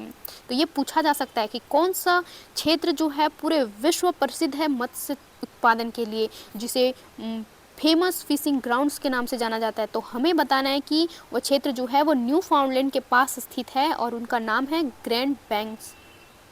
अब हम नेक्स्ट क्वेश्चन देखते हैं, महासागरीय धाराओं के उत्पन्न होने के मुख्य कारण क्या हैं। आखिर ये महासागरीय धाराएं उत्पन्न क्यों होती है, अपने आप तो नहीं होती होगी, कोई रीज़न होता होगा ना जिसकी वजह से महासागरीय धाराएं उत्पन्न होती हैं। तो हाँ, महासागरीय धाराओं के उत्पन्न होने के पीछे 4 प्रमुख प्राकृतिक कारण होते हैं, जिसमें से पहला कारण है पृथ्वी का घूर्णन और कोरियालिस बल। तो पृथ्वी के घूर्णन के कारण ही क्या होती है, कोरियालिस बल उत्पन्न होती हैं। और ये कोरियालिस बल क्या करते हैं, इसका विशेषता तो जानते ही होंगे कि ये जो कोरियालिस बल है, इसकी वजह से उत्तरी गोलार्ध में जो हवाएं होती हैं वो अपने दाईं ओर, और दक्षिणी गोलार्ध में जो हवाएं होती हैं जो प्रवाहित होती है वो अपने बाईं ओर क्या होती है, मुड़ जाती हैं। तो ये कोरियालिस बल ही के प्रभाव से ही ये हवाएं अपने दाईं और अपने बाईं ओर मुड़ती हैं, जो कि क्या करती हैं, ये करंट्स को भी प्रभावित करती है और करंट्स भी इसके कारण प्रवाहित होते हैं। अब नेक्स्ट है प्रचलित पवनें, प्रिवेलिंग विंड्स। तो हम प्रिवेलिंग विंड्स को किसे हम प्रिवेलिंग विंड्स के नाम से जानते हैं, तो जो ट्रेड विंड्स, वेस्टर्न विंड्स और जो पोलर विंड्स होते हैं इन्हें हम प्रचलित पवनों के नाम से जानते हैं। यानी कि हिंदी में से बोलें तो व्यापारिक पवनें, पछुआ पवनें और ध्रुवीय पवनें। तो ये व्यापारिक पवनें जो है वो पश्चिम से पूर्व की ओर एक पट्टी में प्रवाहित होते रहती है, पश्चिम से पूर्व, जिसकी वजह से यह क्या करती है, धाराओं को अपने साथ, मतलब कि समुद्री जल को अपने साथ प्रवाहित करती है। ये प्रचलित पवनें जो होती है वो समुद्री जल को भी अपने साथ बहाकर लेते जाती हैं, जिस वजह से क्या होती है, धाराओं का निर्माण होता है। अब होता है नेक्स्ट टॉपिक है धाराओं की उत्पत्ति का कारण जो है वो है तापमान में अंतर। नेक्स्ट, तो टेम्परेचर डिफरेंस के कारण भी क्या होता है, महासागरीय धाराओं का निर्माण होता है। जैसे कि ध्रुवीय क्षेत्र ठंडा वाला क्षेत्र है, तो वहाँ का जल जो है वो ठंडा होता है, जिस वजह से उसका एक नियम है कि वो ठंडा जल जो होता है वो भूमध्य रेखा की ओर आती है, बहकर वो अपने आप भूमध्य रेखा की ओर आती है। उसकी प्रवृत्ति ही वैसी होती है कि ठंडा जल जो है वो उठकर वो भूमध्य रेखा की तरफ आती है, और भूमध्य रेखा का जो गर्म जल है वो अपने आप ही क्या होती है, वो ध्रुवीय क्षेत्र की ओर जाती है। उसकी प्रवृत्ति ही ऐसी है। तो इस वजह से टेम्परेचर में डिफरेंस होने के कारण भी क्या होता है, महासागरीय धाराओं का निर्माण होता है। अब हम नेक्स्ट टॉपिक देखते हैं, पानी का घनत्व और लवणता। तो पानी का घनत्व और लवणता में एक विशिष्ट संबंध है। जब लवणता बढ़ती है तो घनत्व भी बढ़ता है, और जब लवणता कम होती है तो पानी का घनत्व भी कम हो जाता है। तो जिन क्षेत्रों में लवणता अधिक होती है वहाँ पे घनत्व अधिक होता है, और वहाँ का जो पानी होता है वो नीचे चला जाता है, यानी कि डाउन वेलिंग होती है। तो इसी प्रकार, और जहाँ पे लवणता कम होता है वहाँ पे घनत्व कम होती है, और वहाँ पे क्या होता है, जो समुद्री जल है उसका अपवेलिंग होता है, यानी कि नीचे का पानी जो होता है वो ऊपर आता है। तो इस प्रकार जो डाउन वेलिंग और अप वेलिंग की प्रक्रिया है, यह जो निरंतर प्रक्रिया है, ये समुद्री धाराओं को क्या करती है, जन्म देती है। तो ये सारे 4 प्रमुख रीजन्स हो गए महासागरीय धाराओं के उत्पन्न होने के। अब नेक्स्ट हम देखते हैं कोरियालिस बल धाराओं को कैसे प्रभावित करती है। तो कैसे प्रभावित करती है, ये उत्तरी गोलार्ध में धाराओं को क्या करती है, उनकी दिशा से दाहिनी ओर, उत्तरी गोलार्ध में किधर की ओर, दाहिनी ओर, उत्तरी गोलार्ध में ये दाहिनी ओर मुड़ देती हैं। जैसे कि ये विषुवत रेखा हो गया, तो उत्तरी गोलार्ध में ये हवाएं अपनी दाईं ओर मुड़ जाती है, और दक्षिणी गोलार्ध में ये हवाएं जो होती है वो अपने बाईं ओर मुड़ जाती हैं। तो इस प्रकार कोरियोलिस बल क्या करती है, धाराओं को प्रभावित करती है। अब हमारा नेक्स्ट टॉपिक आता है ओशियन सैलिनिटी। तो हम सबसे पहले देखते हैं कि ओशियन सैलिनिटी आखिर होती क्या है, महासागरीय लवणता क्या है। तो सागरीय जल के भार एवं उसमें घुले हुए पदार्थों के भार के अनुपात को सागरीय लवणता कहते हैं। तो ये इसका फर्स्ट डेफिनेशन हो गया, या फिर हम इसका नेक्स्ट डेफिनेशन ये से भी दे सकते हैं कि समुद्री जल के 1000 ग्राम में उपस्थित कुल घुले हुए लवणों की मात्रा को लवणता कहते हैं। क्या कहते हैं, लवणता किसे कहते हैं, तो समुद्री जल के 1000 ग्राम में उपस्थित कुल घुले हुए लवणों की मात्रा को ही हम लवणता कहते हैं। नेक्स्ट क्वेश्चन है कि महासागरीय लवणता को कैसे व्यक्त किया जाता है। अब जो लवणता होती है महासागर की, तो उसे हम व्यक्त कैसे करते हैं, तो इसे हम प्रति 1000 भाग यानी पार्ट्स पर 1000 में व्यक्त करते हैं, जिसे शॉर्ट में पीपीटी बोला जाता है। और इसका सिंबल कुछ इस प्रकार होता है, यानी परसेंटेज होता है और एक परसेंटेज के पास एक बिंदु और होती है। तो इस प्रकार हम क्या करते हैं, पीपीटी को सिंबल के माध्यम से दर्शाते हैं। और महासागरीय लवणता को कैसे व्यक्त किया जाता है, तो पीपीटी के माध्यम से व्यक्त किया जाता है। अब नेक्स्ट क्वेश्चन है हमारा कि महासागरों की औसत लवणता कितनी होती है। तो महासागरों की जो औसत लवणता है वो 35 पीपीटी है। तो 35 पीपीटी को हम इस प्रकार भी लिख सकते हैं। तो कोई पूछे कि महासागरों की औसत लवणता कितनी होती है, तो बताना है 35 पीपीटी। अब नेक्स्ट क्वेश्चन है समुद्री जल में पाए जाने वाले सबसे प्रमुख लवण का नाम क्या है। तो समुद्री जल में लवणता तो होती है। अब उस लवणता में सबसे ज़्यादा भूमिका कौन सा लवण निभाता है, तो वो है हमारा सोडियम क्लोराइड NaCl, जो कुल लवणता का, समुद्री जल के कुल लवणता का लगभग 77.7% भाग जो होती है उस लवणते में NaCl का हिस्सा होता है। अब हम नेक्स्ट क्वेश्चन देखते हैं, लवणता और घनत्व के बीच क्या संबंध है। तो अभी ही हम कुछ समय पहले देखे थे कि लवणता जहाँ पे अधिक होता है वहाँ घनत्व भी अधिक होता है। लवणता बढ़ने से घनत्व बढ़ता है और लवणता के कम होने से घनत्व भी कम होता है। तो देखिए कि लवणता बढ़ने से जल का घनत्व यानी कि डेंसिटी बढ़ जाती है, जिससे पानी भारी होकर नीचे बैठने लगता है और गहरे पानी की धाराओं को क्या करती है, फिर जन्म देती है। अब हम नेक्स्ट क्वेश्चन देखते हैं, लवणता को प्रभावित करने वाले मुख्य कारक कौन से हैं। तो इसके कुछ प्रमुख कारक हैं जो लवणता को प्रभावित करते हैं, यानी कि हर जगह जो लवणता का वितरण है वो समान रूप से नहीं है। कहीं कम लवणता पाया जाता है तो कहीं अधिक लवणता पाया जाता है। जिसमें से प्रभावित करने वाले प्रमुख कारकों में पहला कारक है वाष्पीकरण, इवेपोरेशन, और दूसरा है वर्षा की मात्रा, तीसरा है नदियों द्वारा ताजे पानी का आना, चौथा है बर्फ का पिघलना व जमना, और पाँचवा है पवनों की दिशा, और छठा है सागरीय धाराएं। तब देखते हैं कि ये वाष्पीकरण जो है वो कैसे लवणता को प्रभावित करता है। तो जहाँ पे ज़्यादा वाष्पीकरण होता है वहाँ जल की मात्रा कम हो जाती है, और जब जल की मात्रा कम हो जाती है तो वहाँ लवणता की मात्रा क्या होती है, बढ़ जाती है। तो जिस वजह से जिन क्षेत्रों में वाष्पीकरण अधिक होता है वहाँ पे लवणता की मात्रा क्या होती है, अधिक पाई जाती है। फॉर एग्जाम्पल के लिए अगर देखा जाए तो विषुवत रेखीय क्षेत्र, वहाँ पे सर्वाधिक वाष्पीकरण होता है। लेकिन अगर देखा जाए तो विषुवत रेखीय क्षेत्र में अगर वहाँ पे सर्वाधिक वाष्पीकरण होता है तो वहाँ पे वर्षा भी सर्वाधिक होती है, जिस वजह से वहाँ पे लवणता जो होती है वो सीमित मात्रा में पाई जाती है। इसलिए अगर देखा जाए उपोष्णकटिबंधीय क्षेत्र यानी कि जो 20 डिग्री से 40 डिग्री अक्षांश के मध्य जो क्षेत्र पाया जाता है उसे हम लोग उपोष्णकटिबंधीय क्षेत्र बोलते हैं। और वहाँ पर क्या होता है, जो वाष्पीकरण भी सर्वाधिक होता है और वहाँ पर वर्षा कम होती है, यानी वर्षा ज़्यादा नहीं होती। वर्षा कम होती है और वाष्पीकरण ज़्यादा होता है, जिसके कारण वहाँ पर जल की मात्रा बहुत कम हो जाती है और लवणता की मात्रा सर्वाधिक होती है। अब नेक्स्ट टॉपिक है वर्षा की मात्रा। तो जहाँ पे सर्वाधिक वर्षा होती है वहाँ पे क्या होता है, जल की मात्रा बढ़ती है उस क्षेत्र में और वहाँ पे लवणता कम रहती है। तो वर्षा की मात्रा इस प्रकार लवणता को प्रभावित करती है। उसके बाद है नदियों द्वारा ताजे पानी का आना। जहाँ पे नदियाँ प्रवाहित होकर समुद्र में आती है तो वो अपने साथ क्या करती है, ताजे व मीठे पानी को लाती है, जिसके कारण वहाँ उस क्षेत्र में लवणता कम पाया जाता है। अब चौथा है बर्फ़ का पिघलना व जमना। देखा जाए कि ध्रुवीय क्षेत्र में बर्फ़ पिघलते व जमते रहते हैं। तो जब ध्रुवीय क्षेत्र में बर्फ़ पिघलते हैं तो समुद्र को पानी मिलता है, एक्स्ट्रा जल मिलता है, जिस वजह से वहाँ पे लवणता थोड़ी कम होती है। लेकिन वही जल जब जमना शुरू करता है तो क्या करता है, जल तो जम जाती है लेकिन लवणता बाकी जल में ही रहता है, जिस वजह से वहाँ पर लवणता की मात्रा क्या होती है, बढ़ जाती है। यानी कि बर्फ़ के जमने से लवणता बढ़ती है और बर्फ़ के पिघलने से लवणता घटती है। अब नेक्स्ट टॉपिक है, मतलब नेक्स्ट पॉइंट है पवनों की दिशा। तो पवनों की दिशा भी क्या करती है, लवणता को प्रभावित करती है। यानी कि जहाँ पे अधिक लवणता पाया जाता है उन क्षेत्रों से ये पवनें क्या करती है, अपने साथ बहाकर उस समुद्री जल को कम लवणता वाले क्षेत्र में ले जाती हैं। अधिक लवणता वाले क्षेत्र से कम लवणता वाले क्षेत्र की ओर ले जाती है, जिस वजह से कम लवणता वाले क्षेत्र में लवणता की मात्रा बढ़ जाती है। तो पवनें भी क्या करती हैं, ये लवणता को प्रभावित करती हैं। नेक्स्ट पॉइंट है सागरीय धाराएं। अब सागरीय धाराएं भी क्या करती हैं, यही काम करती है जो पवनें करती हैं, यानी कि ये लवणता का पुनर्वितरण करने का काम करती है। ये दोनों जो है वो हवाएं और जो धाराएं हैं, ये दोनों ही क्या करती हैं, लवणता के पुनर्वितरण का काम करती है। यानी जहाँ पे अधिक लवणता है वहाँ से ये धाराएं और ये पवनें क्या करती है, बहाकर कम लवणता वाले समुद्री क्षेत्र में बहाकर ले जाती है, जिस वजह से उस क्षेत्रों में भी क्या होता है, उन क्षेत्रों में भी अधिक लवणता पाया जाता है।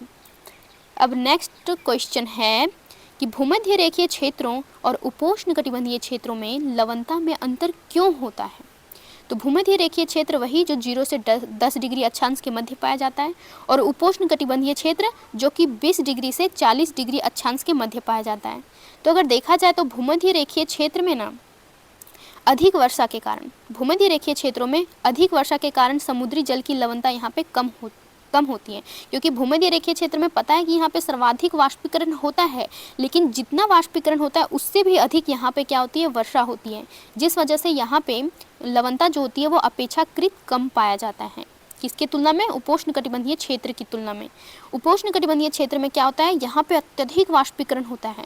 वाष्पीकरण तो अत्यधिक होता है लेकिन यहाँ पे वर्षा जो होती है वो कम होती है, और वर्षा कम होने के कारण यहाँ पे लवणता क्या होती है, अधिक पाई जाती है। अब नेक्स्ट क्वेश्चन है हमारा कि लवणता को मापने का उपकरण यानी कि यंत्र का क्या नाम है। तो लवणता जिस यंत्र से मापी जाती है उन्हें हम सेलिनोमीटर कहते हैं। जैसे कि लवणता को इंग्लिश में सैलिनिटी बोला जाता है, और सैलिनिटी को मापने वाला यंत्र को सेलिनोमीटर के नाम से जाना जाता है। नेक्स्ट क्वेश्चन है मैप पर लवणता को कैसे दिखाते हैं। तो आइसो लाइन के द्वारा। मैप में जो ऐसे ऐसे लाइन जो खींचकर दर्शाया जाता है उन्हें हम आइसो लाइन कहते हैं। अब ये आइसो लाइन में किस टाइप के आइसो लाइन से हम लवणता को मापते हैं, तो आइसो हेलाइन। आइसो हेलाइन से क्या किया जाता है, मैप में लवणता को दर्शाया जाता है, यानी कि समान लवणता वाले क्षेत्रों को दर्शाया जाता है आइसो हेलाइन के द्वारा। नेक्स्ट क्वेश्चन है विश्व में सर्वाधिक लवणता कहाँ पाई जाती है, यानी कि किस जल निकाय में, ऐसा कौन सा वाटर बॉडीज है जहाँ पे सर्वाधिक लवणता पाई जाती है। तो वह क्षेत्र है वॉन झील। वॉन झील में सर्वाधिक लवणता पाई जाती है। नेक्स्ट क्वेश्चन है महासागरीय जल में लवणता की सर्वाधिक मात्रा किन अक्षांशों के मध्य पाई जाती है। तो अभी कुछ समय पहले हम देखे थे कि 20 डिग्री से 40 डिग्री अक्षांश का मध्य वाला जो क्षेत्र है वो उपोष्णकटिबंधीय क्षेत्र है, और यहाँ पे वाष्पीकरण अधिक होता है लेकिन वर्षा कम होती है, जिस वजह से यहाँ पर लवणता सर्वाधिक पाया जाता है। तो क्वेश्चन किस तरह पूछा जाएगा कि महासागरीय जल में लवणता की सर्वाधिक मात्रा किन अक्षांशों के मध्य पाई जाती है। तो यह 20 डिग्री से 40 डिग्री अक्षांश के मध्य पाई जाती है। अब नेक्स्ट क्वेश्चन है कि किस महासागर में औसत लवणता जो है वो सबसे अधिक है। तो वह है अटलांटिक महासागर में। अटलांटिक महासागर में जो लवणता है उस औसत लवणता वो सबसे अधिक पाई जाती है, जैसे कि हम मैप के माध्यम से देख भी सकते हैं। जैसे कि ये हमारा हो गया अटलांटिक महासागर। ये क्या है, अटलांटिक महासागर। अब इसमें देखा जाए तो यहाँ पे क्या है, लवणता जो कि 37 पीपीटी है, और यहाँ पे देखा जाए तो 36 पीपीटी है। यानी कि यहाँ पर 35 से लेकर 37 पीपीटी तक क्या होती है, यहाँ पे लवणता पाई जाती है अटलांटिक महासागर में। और किस क्षेत्र में, 20 डिग्री से लेकर 40 डिग्री, यानी कि 20 डिग्री से लेकर 40 डिग्री अक्षांश वाले क्षेत्र में यहाँ पे सर्वाधिक लवणता पाई जाती है। और महासागर में देखा जाए तो ये अटलांटिक महासागर में सबसे अधिक लवणता पाई जाती है। अब नेक्स्ट क्वेश्चन है हमारा कि मैप में यानी कि मानचित्र में आइसो हेलाइन द्वारा किसको जोड़ा जाता है। तो आंसर है कि समान लवणता वाले क्षेत्रों को। बोले थे ना कि समान लवणता वाले क्षेत्रों को किस आइसो लाइन के द्वारा दिखाया जाता है, तो उस आइसो लाइन का नाम है आइसो हेलाइन। तो आइसो हेलाइन द्वारा किसको जोड़ा जाता है, तो समान लवणता वाले क्षेत्रों को जोड़ा जाता है। जैसे कि ये हो गया मैप, और ये जो मैप में ये जो लाइनें खींची गई है यही हमारा आइसोलाइन कहलाता है। आइसोलाइन रेखाएं हैं जिसमें से समान लवणता दिखाने वाले जो आइसोलाइन होते हैं उसका नाम है आइसोहेलाइन।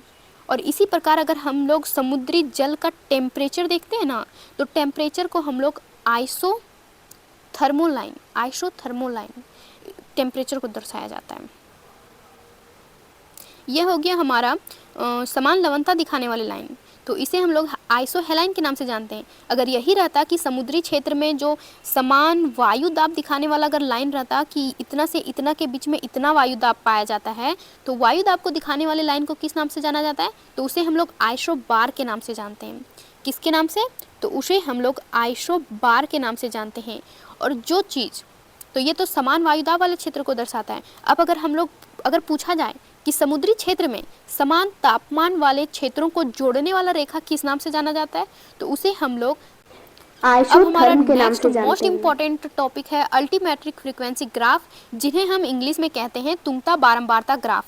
तो इसका पहला क्वेश्चन है कि आखिर ये अल्टीमेट्रिक फ्रीक्वेंसी ग्राफ क्या है। तो ये जो अल्टीमेट्रिक फ्रीक्वेंसी ग्राफ है यह एक ऐसा ग्राफ है जो किसी विशिष्ट भौगोलिक क्षेत्र में विभिन्न ऊंचाइयों के वितरण और उनकी आवृत्ति को क्या करती है, दर्शाती है।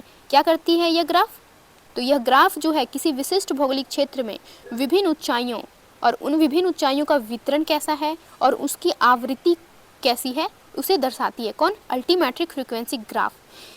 यानी कि इतने से इतने के बीच की जो ऊंचाई है उसका वितरण कैसा है और वो कितनी बार, वो ऊंचाइयां जो है वो उस क्षेत्र में कितनी बार आई हैं, उन्हें हम अल्टीमेट्रिक फ्रीक्वेंसी ग्राफ के माध्यम से दर्शाते हैं।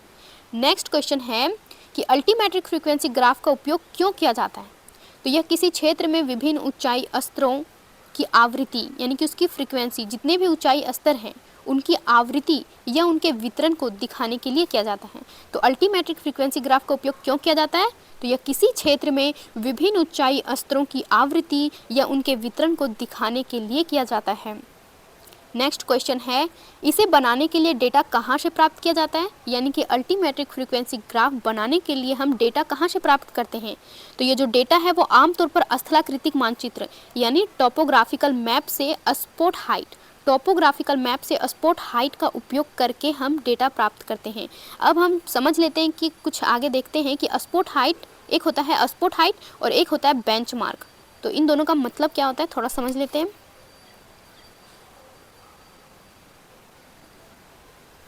तो अब हम जानते हैं अपने बेंचमार्क और स्पॉट हाइट के बारे में कि आखिर ये स्पॉट हाइट और ये बेंचमार्क होता क्या है। तो सबसे पहले हम बेंचमार्क को देखते हैं। ये ज़मीन पर लगा एक अस्थायी निशान है।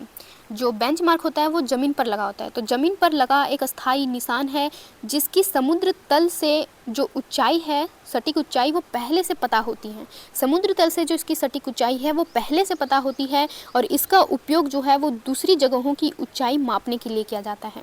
यानी कि इसकी ऊंचाई हमें पहले से पता होती है और इसका उपयोग, जैसे कि ये यहाँ पर जैसे कि कोई इलेक्ट्रिक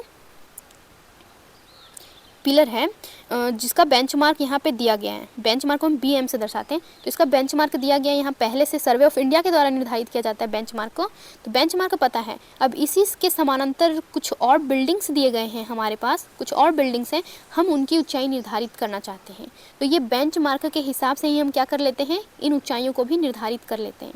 तो यही होता है हमारा बेंचमार्क। तो यह ज़मीन पर लगा एक अस्थायी निशान होता है जिसकी ऊंचाई समुद्र तल से सटीक ऊंचाई जिसकी है वो पहले से पता होती है और इसका उपयोग दूसरी जगहों की ऊंचाई मापने के लिए किया जाता है, क्योंकि इसकी ऊंचाई पहले निर्धारित होती है। और वो कौन निर्धारित करता है, survey of India. Survey of India जो है बेंचमार्क की ऊंचाई निर्धारित करता है और बेंचमार्क का प्रयोग हमें दूसरी जगहों की ऊंचाई मापने के लिए किया जाता है। और इसकी जो ऊंचाई होती है ना वो मीटर या फीट में दर्शाया जाता है। तो इसकी ऊंचाई को हमें मीटर या फीट में दर्शाते हैं। अब हम देखते हैं स्पॉट हाइट। अगर ये स्पॉट हाइट क्या है, बेंचमार्क को समझ गए कि एक अस्थायी निशान होता है ज़मीन पर जिसे सर्वे ऑफ इंडिया निर्धारित करती है। इसकी ऊंचाई पहले से निर्धारित होती है और इसका उपयोग दूसरी जगहों की ऊंचाई मापने के लिए किया जाता है। लेकिन अगर हम स्पॉट हाइट को देखें तो यह नक्शे पर दी गई किसी खास बिंदु की साधारण ऊंचाई है। यानी यह रियल होता है, यह सरफेस पर होता है, धरातल पर होती है और यह नक्शे पर होती है। नक्शे पर जो पॉइंट होती है उसे हम लोग स्पॉट हाइट बोलते हैं। तो ये नक्शे पर दी गई किसी खास बिंदु, जैसे कि कोई चोटी हो गया, नक्शे पर कोई चोटी को बिंदु के माध्यम से दर्शाते हैं, तो कोई चोटी हो गया, अब उसकी ऊंचाई को हमें दर्शाने के लिए क्या करते हैं, स्पॉट हाइट का प्रयोग करते हैं। तो साधारण ऊंचाई होती है ये स्पॉट हाइट किसी भी खास बिंदु की, जिसे हम एक डॉट के जरिए क्या करते हैं, दिखाते हैं। और स्पॉट हाइट को भी हम मीटर या फीट में क्या करते हैं, दर्शाते हैं। जैसे कि हमें माउंट एवरेस्ट की ऊंचाई दिखाना है, तो एक ट्रायंगल के जैसा, मैप में अगर देखते हैं तो एक ट्रायंगल के जैसा दिखाता है, और ट्रायंगल के पास क्या होता है, वहाँ पे लिखा होता है 8850 मीटर या तो फिर 8848 मीटर। तो इस प्रकार होता है, तो उसी को हम कहते हैं स्पॉट हाइट। अब डिफरेंस देखते हैं कि आखिर ये बेंचमार्क और स्पॉट हाइट में क्या अंतर है। तो बेंचमार्क जो है वो ज़मीन पर अस्थायी होता है, मतलब ये ज़मीन पर रियल होता है, अस्थायी होता है। जबकि स्पॉट हाइट की बात करें तो ये सिर्फ नक्शे में होती है, और वो भी एक बिंदु के रूप में होती है। बेंचमार्क जमीन पर स्थायी होता है और स्पॉट हाइट जो होती है वो सिर्फ नक्शे में होती है।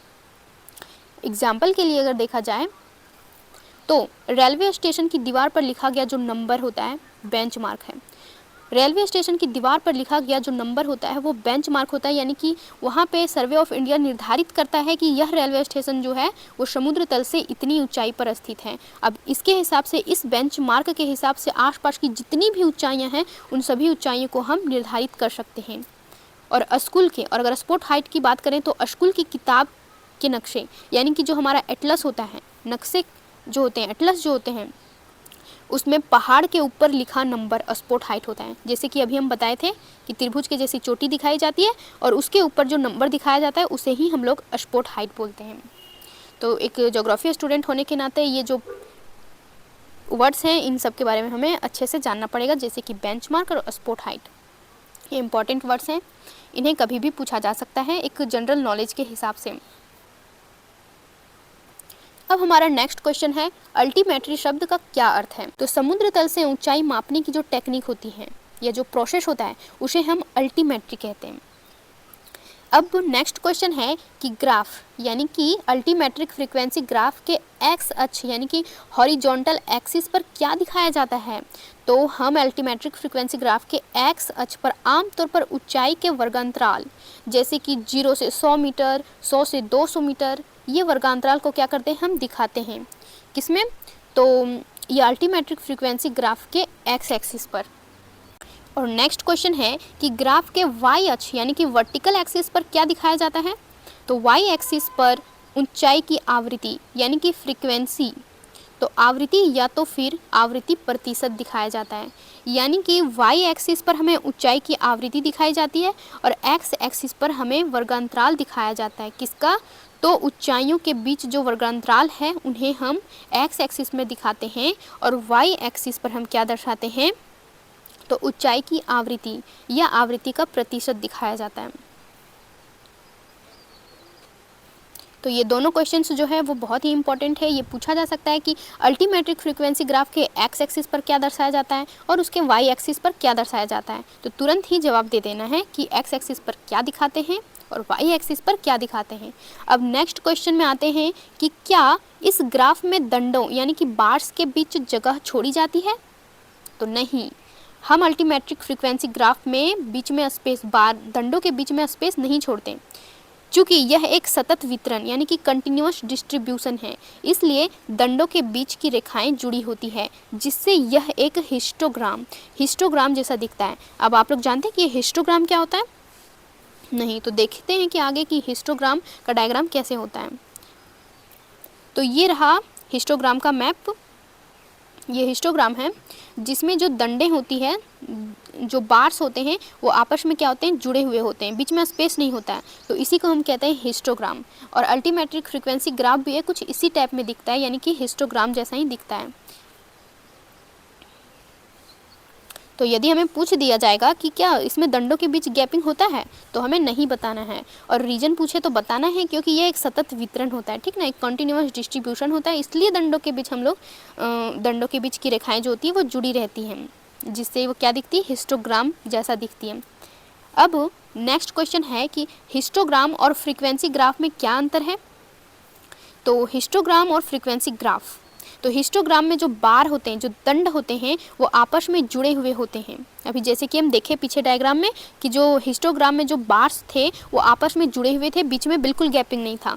जबकि अगर हम लोग फ्रीक्वेंसी ग्राफ की बात करें तो ये बिंदुओं को मिलाकर एक रेखा बनाई जाती है। फ्रीक्वेंसी ग्राफ में क्या की जाती है, बिंदुओं को मिलाकर रेखा बनाई जाती है। बस यही अंतर है दोनों में, जिन्हें इन दोनों को हम डायग्राम के माध्यम से देखते हैं। तो ये रहा हमारा हिस्टोग्राम जिसमें दंडों के बीच गैपिंग बिल्कुल नहीं है, और ये रहा फ्रीक्वेंसी ग्राफ जिसे हम लोग फ्रीक्वेंसी पॉलीगॉन के नाम से भी जानते हैं। तो यहाँ पे क्या की गई है, विभिन्न बिंदुओं को मिलाकर एक रेखा बनाई गई है। अब कभी कभी क्या किया जाता है, इन्हीं रेखाओं को ऐसे व्यक्त किया जाता है जैसे कि ये हिस्टोग्राम हो, तो कभी कभी इन्हीं फ्रीक्वेंसी पॉलीगॉन्स को ऐसे व्यक्त किया जाता है। तो दोनों में अंतर देख लिए कि हिस्टोग्राम जो होती है वो कुछ ऐसे होती है, और फ्रीक्वेंसी पॉलीगॉन को डॉटेड के माध्यम से लाइन रेखा खींची जाती है और इसे मिलाया जाता है, और कभी कभी इसे ऐसे भी व्यक्त किया जाता है। अब हमारा नेक्स्ट टॉपिक है सिनॉप्टिक चार्ट ऑन ओशियन। अब इसमें हम कुछ मोस्ट इम्पॉर्टेंट क्वेश्चंस को देख लेते हैं, जिसमें से पहला है कि सिनॉप्टिक चार्ट क्या है। तो जो सिनॉप्टिक चार्ट होता है यह एक मौसम मानचित्र है। सिनॉप्टिक चार्ट क्या है, एक मौसम मानचित्र है, यानी कि एक वेदर मैप है जो किसी विशेष समय पर, यानी कि हर समय का नहीं, किसी विशेष समय पर एक बड़े क्षेत्र में मौसम की स्थिति जैसे कि दबाव, हवा या वर्षा को प्रतीकों द्वारा दर्शाया जाता है, जिसे हम लोग क्या कहते हैं, सिनॉप्टिक चार्ट कहते हैं। तो क्या होता है सिनॉप्टिक चार्ट, तो यह एक वेदर मैप है जिसमें क्या किया जाता है, किसी विशेष समय पर एक बड़े से क्षेत्र में मौसम की स्थितियों को हमें प्रतीकों के द्वारा दर्शाया जाता है। मौसम की स्थिति को प्रतीकों द्वारा दर्शाया जाता है, उसे ही हम लोग सिनॉप्टिक चार्ट बोलते हैं। और जब इन्हीं मौसमी स्थितियों को समुद्री सतह पर दर्शाया जाता है तो उसे हम लोग ओशियन सिनॉप्टिक चार्ट कहते हैं, जो कि हमें पढ़ना है। ये टॉपिक उसी का है, ओशियन सिनॉप्टिक चार्ट का टॉपिक है। सिनॉप्टिक चार्ट के बारे में पढ़ना है, वो भी किस पर, ओशियन में। तो ओशियन में सिनॉप्टिक चार्ट। अब नेक्स्ट टॉपिक है सिनॉप्टिक शब्द का क्या अर्थ होता है। तो इसका अर्थ है एक ही समय में देखा गया, यानी एक ही समय में, एक निश्चित समय में, किसी विशेष समय में देखा गया जो मौसम की स्थिति होती है उसे हम लोग सिनॉप्टिक कहते हैं। तो सिनॉप्टिक का क्या अर्थ होता है, एक ही समय में देखा गया। तो एक साथ कई स्थानों की मौसम स्थितियों का व्यापक दृश्य प्रदान करता है। इसका मतलब होता है कि यह एक स्थान पर एक ही साथ क्या करता है, कई स्थानों की मौसम स्थितियों का एकदम व्यापक दृश्य प्रदान करता है। कौन, सिनॉप्टिक चार्ट। नेक्स्ट क्वेश्चन है सिनॉप्टिक चार्ट का मुख्य उपयोग क्या है। तो हम ये सिनॉप्टिक चार्ट, यानी कि सिनॉप्टिक चार्ट वाला जो वेदर मैप है, इसका प्रयोग हम क्यों करते हैं। तो इसका उपयोग हम जो है वो मौसम के पूर्वानुमान, यानी वेदर फोरकास्टिंग, और मौसम प्रणालियों की गति का अध्ययन करने के लिए किया जाता है। यानी कि हम मौसम का अनुमान पहले ही लगा लेते हैं इन प्रतीकों के माध्यम से कि अभी समुद्री क्षेत्र में कौन सी हलचलें हो रही हैं, कैसे अगर तूफान आने वाले होते हैं या लहरें आने वाली होती है तो हमें पहले पता चल जाती है और खतरा का अनुभव हो जाता है और हम उस खतरे से पहले ही निपट सकते हैं इस प्रकार। तो इसीलिए इसका मुख्य उपयोग मौसम का पूर्वानुमान करने के लिए किया जाता है और मौसम प्रणालियों की गति का अध्ययन करने के लिए कि अब मौसम जो सिस्टम है वो कैसे कैसे चेंज होगा, तो इसका अध्ययन करने के लिए भी हम सिनॉप्टिक चार्ट का प्रयोग करते हैं। तो ये रहा हमारा सिनॉप्टिक चार्ट का मैप। तो ये है हमारा सिनॉप्टिक चार्ट, यानी कि वेदर मैप भी बोला जाता है इसमें, जिसमें क्या क्या दिखाया गया, जैसे कि ये जो हो गया, ये लाइनें द्वारा हमें वायुदाब, मतलब समुद्री क्षेत्र में वायुदाब कैसा है वो ये लाइनें दिखा रही हैं, जो कि मिली बार में नापा जाएगा। इसको मिली बार्स में ये लाइनें खींची गई हैं। उसके बाद यहाँ पे ये जो बिंदु के साथ जो दिखाया गया है, आधा क्षेत्र को रंगा हुआ है, आधा क्षेत्र नहीं, तो ये क्लाउड कवर को दर्शाया जा रहा है कि यहाँ पर बादलों की स्थिति कैसी है। और ये जो पूरा घेरा हुआ क्षेत्र है ये वर्षा को दिखाया जा रहा है कि यहाँ पर बारिश का क्षेत्र है। और ये जो इसे विंड वाप्स बोलते हैं, विंड वाप्स, तो विंड वाप्स में जितनी सारी पूंछ होती है वो हवा की गति को दर्शाता है। जैसे कि ऐसे हो गई विंड वाप्स, अब इसमें एक पूंछ, दो पूंछ, इस प्रकार रहता है। तो ये पूंछ जो होती है वो हवा की गति को दर्शाता है और ये विंड वाप पूंछ की जो दिशा होती है वो हमें पवनों की दिशा को बताती है। तो इस प्रकार कुछ होता है सिनॉप्टिक चार्ट। इस मैप के माध्यम से हम क्या करते हैं, यह क्या है, मौसम मानचित्र होता है और इस मानचित्र का अध्ययन करके हम किसी विशेष समय पर किसी भी स्थान की मौसम की स्थितियों को समझ सकते हैं।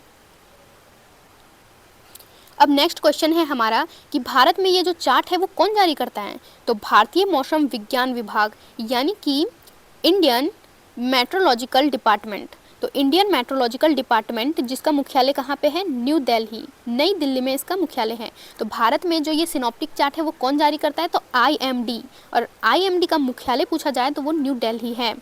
अब नेक्स्ट क्वेश्चन है कि सिनॉप्टिक चार्ट पर दबाव कैसे दर्शाया जाता है, यानी कि जो प्रेशर होता है, वायु दाब, वो कैसे दर्शाया जाता है? तो वो आइसोबार्स के द्वारा दर्शाया जाता है, समताप रेखाओं, जिन्हें हम कुछ देर पहले देखे, जो लाइनें खींची गई थी उन्हीं को हम समताप रेखाएं कहते हैं। तो आइसोबार के माध्यम से समान वायु दाब वाले स्थानों को क्या किया जाता है? जोड़ा जाता है।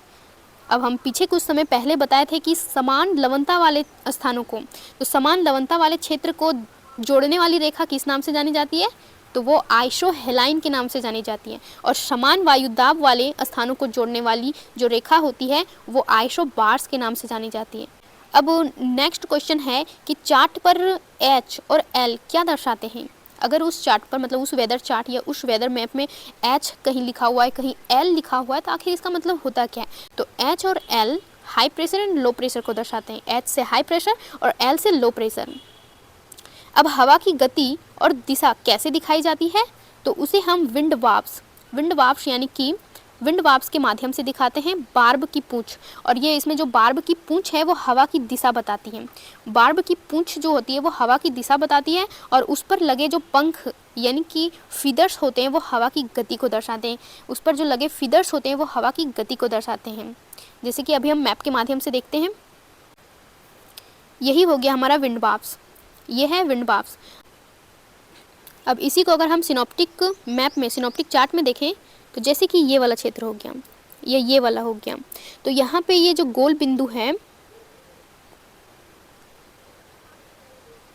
तो यहाँ पे जो ये गोल बिंदु है ये क्या क्लाउड कवर को दर्शा रही है, और ये क्या है? वाब की पूंछ, ये वाब की पूंछ है, और वाब की पूंछ पर दो पंख लगे हुए हैं, यानी कि दो पंख लगे हुए हैं। तो ये जो वाब की पूंछ है वो पवनों की दिशा को दर्शा रही है, और इसमें जो दो पंख लगे हुए हैं वो पवनों की गति यानी कि हवा की गति को दर्शा रहा है।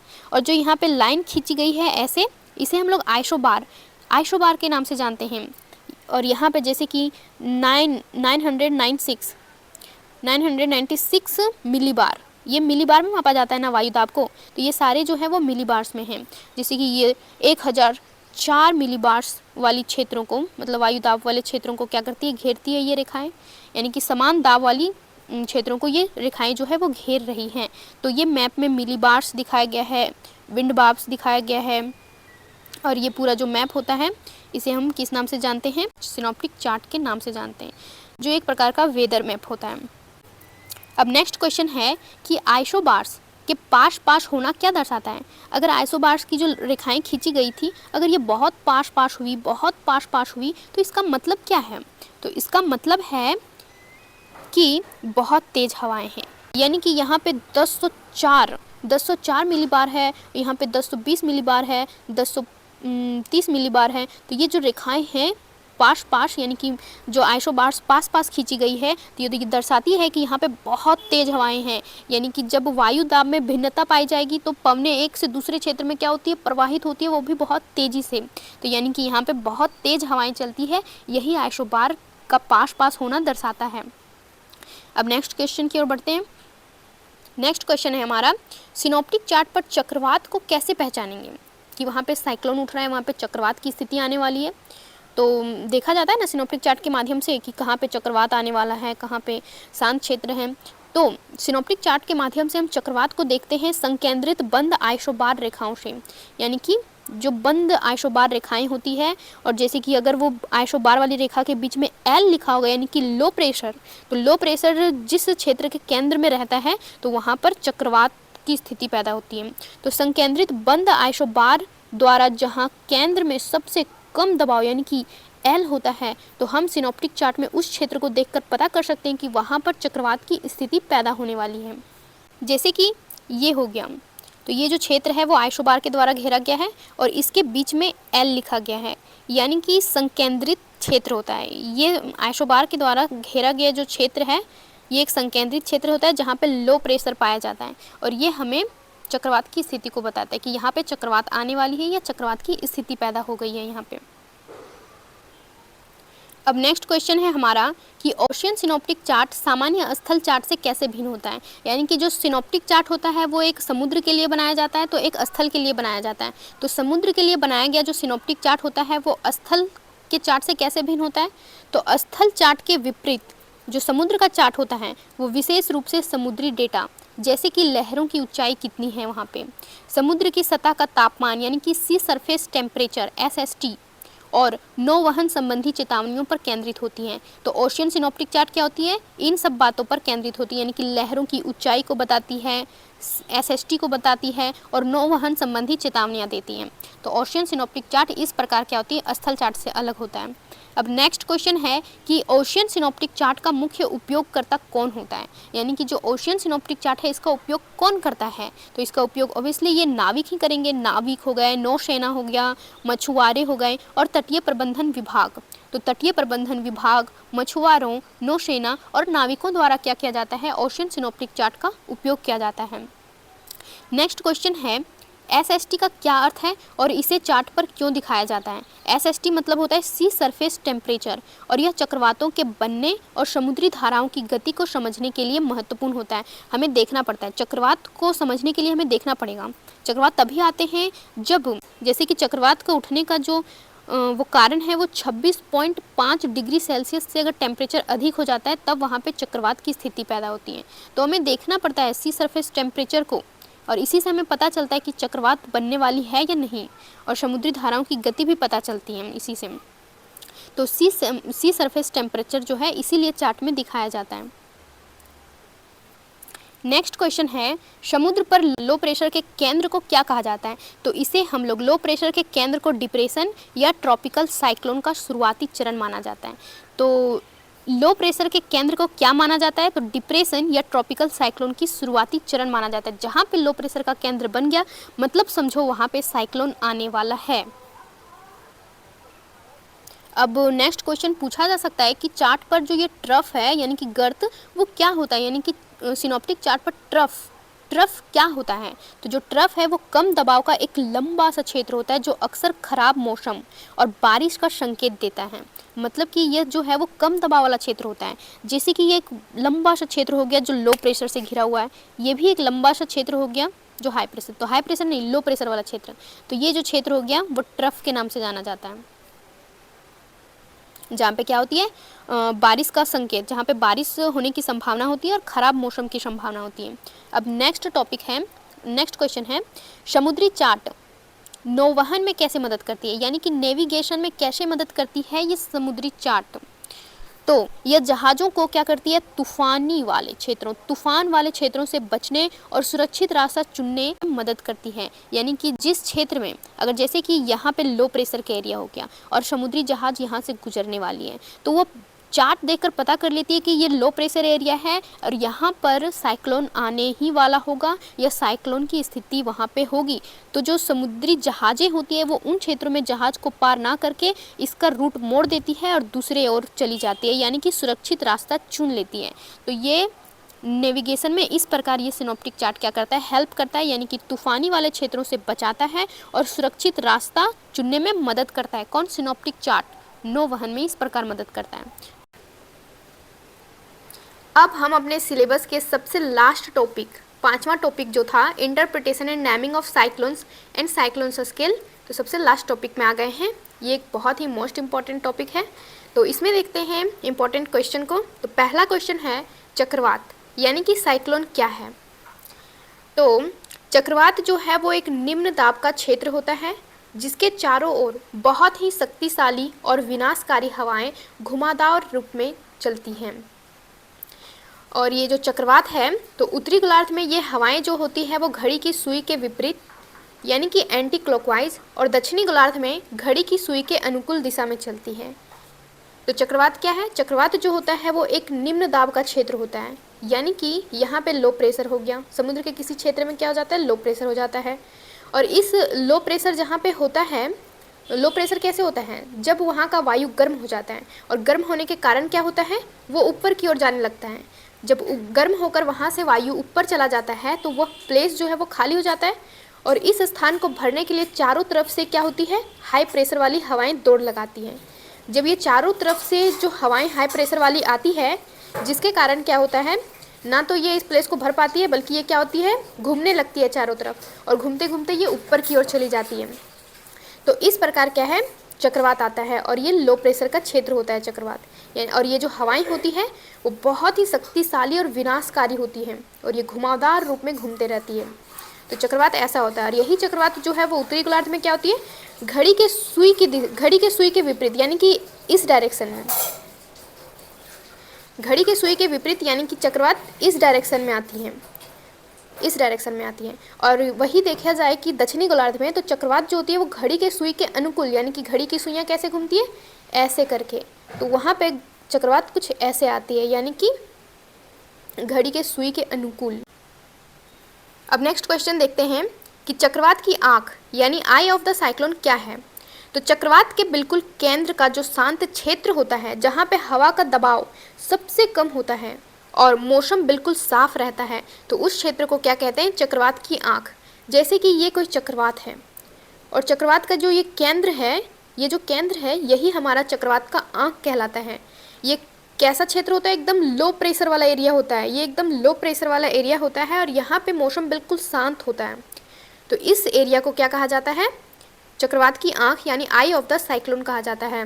नेक्स्ट क्वेश्चन है, उष्णकटिबंधीय चक्रवात यानी कि ट्रॉपिकल साइक्लोन बनने के लिए समुद्र की सतह का न्यूनतम तापमान कितना होना चाहिए। तो ये बहुत इंपॉर्टेंट क्वेश्चन है कि ट्रॉपिकल साइक्लोन बनने के लिए जो समुद्री सतह का तापमान चाहिए वो कम से कम 26.5 degree Celsius, 26.5 degree Celsius temperature होना चाहिए समुद्री सतह का। इतने टेम्परेचर से क्या होता है, साइक्लोन उठती है, समुद्री क्षेत्रों में ट्रॉपिकल साइक्लोन आते हैं। अब नेक्स्ट क्वेश्चन है कि चक्रवात और प्रति चक्रवात यानी एंटी साइक्लोन, साइक्लोन और एंटी साइक्लोन में क्या अंतर है।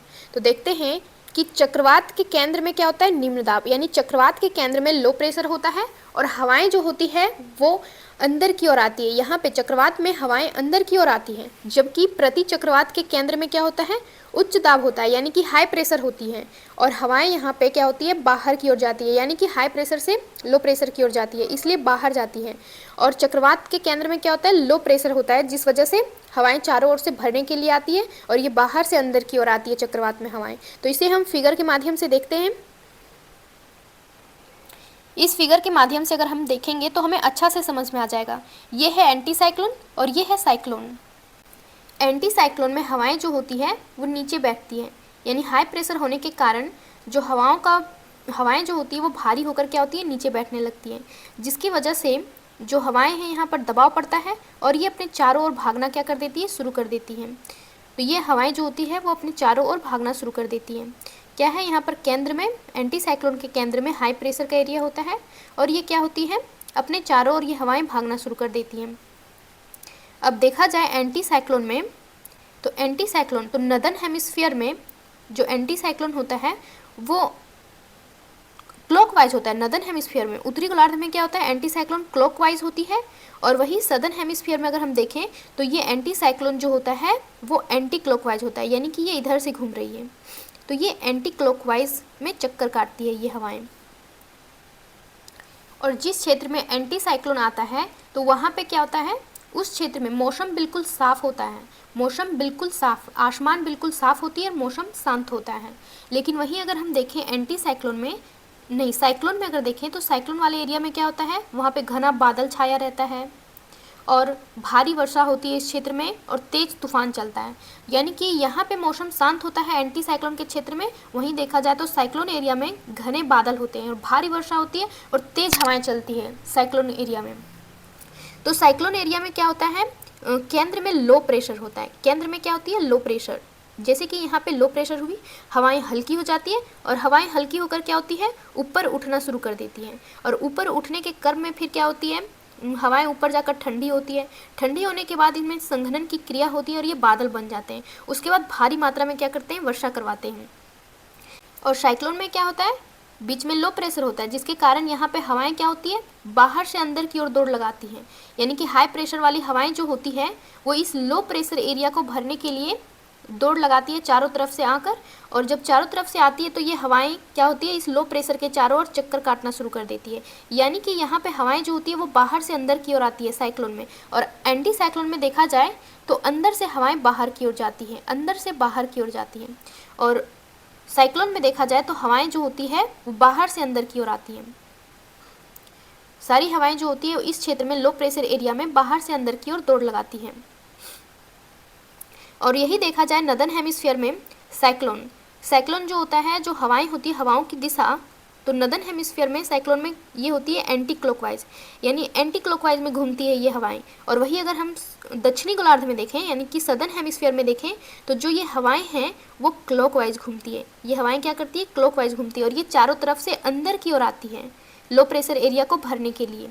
ये हवाएं जो होती है वो बाहर से अंदर की ओर आती हैं। अब नेक्स्ट क्वेश्चन है कि चक्रवातों का नामकरण कौन करता है। तो चक्रवातों को जो नामकरण है पूरे विश्व लेवल पर देखा जाए तो विश्व मौसम विज्ञान संगठन यानी कि वर्ल्ड मेट्रोलॉजिकल ऑर्गेनाइजेशन जो है वो चक्रवातों का नामकरण करती है। ये पूरे वर्ल्ड लेवल में करती है। WMO जो है विश्व मौसम विज्ञान संगठन, ये पूरे वर्ल्ड लेवल में क्या करती है, चक्रवातों का नामकरण करती है। अगर यही पूछा जाए कि इंडिया में चक्रवातों का नामकरण कौन करता है, तो इंडियन मेट्रोलॉजिकल डिपार्टमेंट यानी कि IMD। तो भारत में चक्रवातों का नामकरण कौन करती है, इंडियन मेट्रोलॉजिकल डिपार्टमेंट करती है। ये याद रखिएगा, Indian metrological department. Next question है, हिंद महासागर में चक्रवातों के नाम देने वाले समूह में कितने देश शामिल हैं। यानी कि हिंद महासागर में जितने भी चक्रवात उठते हैं और उसका जो नाम दिया जाता है, तो नाम देने में कितने देश जो हैं वो शामिल हैं। तो वर्तमान में अगर देखा जाए तो इसमें अभी 13 देश शामिल हैं। यानी हिंद महासागर में जो चक्रवात उठते हैं तो 13 देश शामिल होकर क्या करते हैं, उन चक्रवातों का नामकरण करते हैं, जिसमें भारत, जैसे कि इसमें आ जाता है भारत, बांग्लादेश, पाकिस्तान और म्यांमार जैसे कुछ देश हैं। अब नेक्स्ट क्वेश्चन देखते हैं कि चक्रवातों को नाम क्यों दिया जाता है। तो चक्रवातों को नाम इसलिए दिया जाता है ताकि आपदा प्रबंधन के दौरान भ्रम ना हो और चेतावनियां आसानी से दी जा सके, और एक साथ आने वाले कई चक्रवातों की पहचान जो है वो अलग अलग की जा सके। इसीलिए हम चक्रवातों का नामकरण करते हैं, उन्हें हम नाम देते हैं। नेक्स्ट क्वेश्चन है, चक्रवातों की तीव्रता मापने के लिए सबसे प्रसिद्ध स्केल कौन सा है।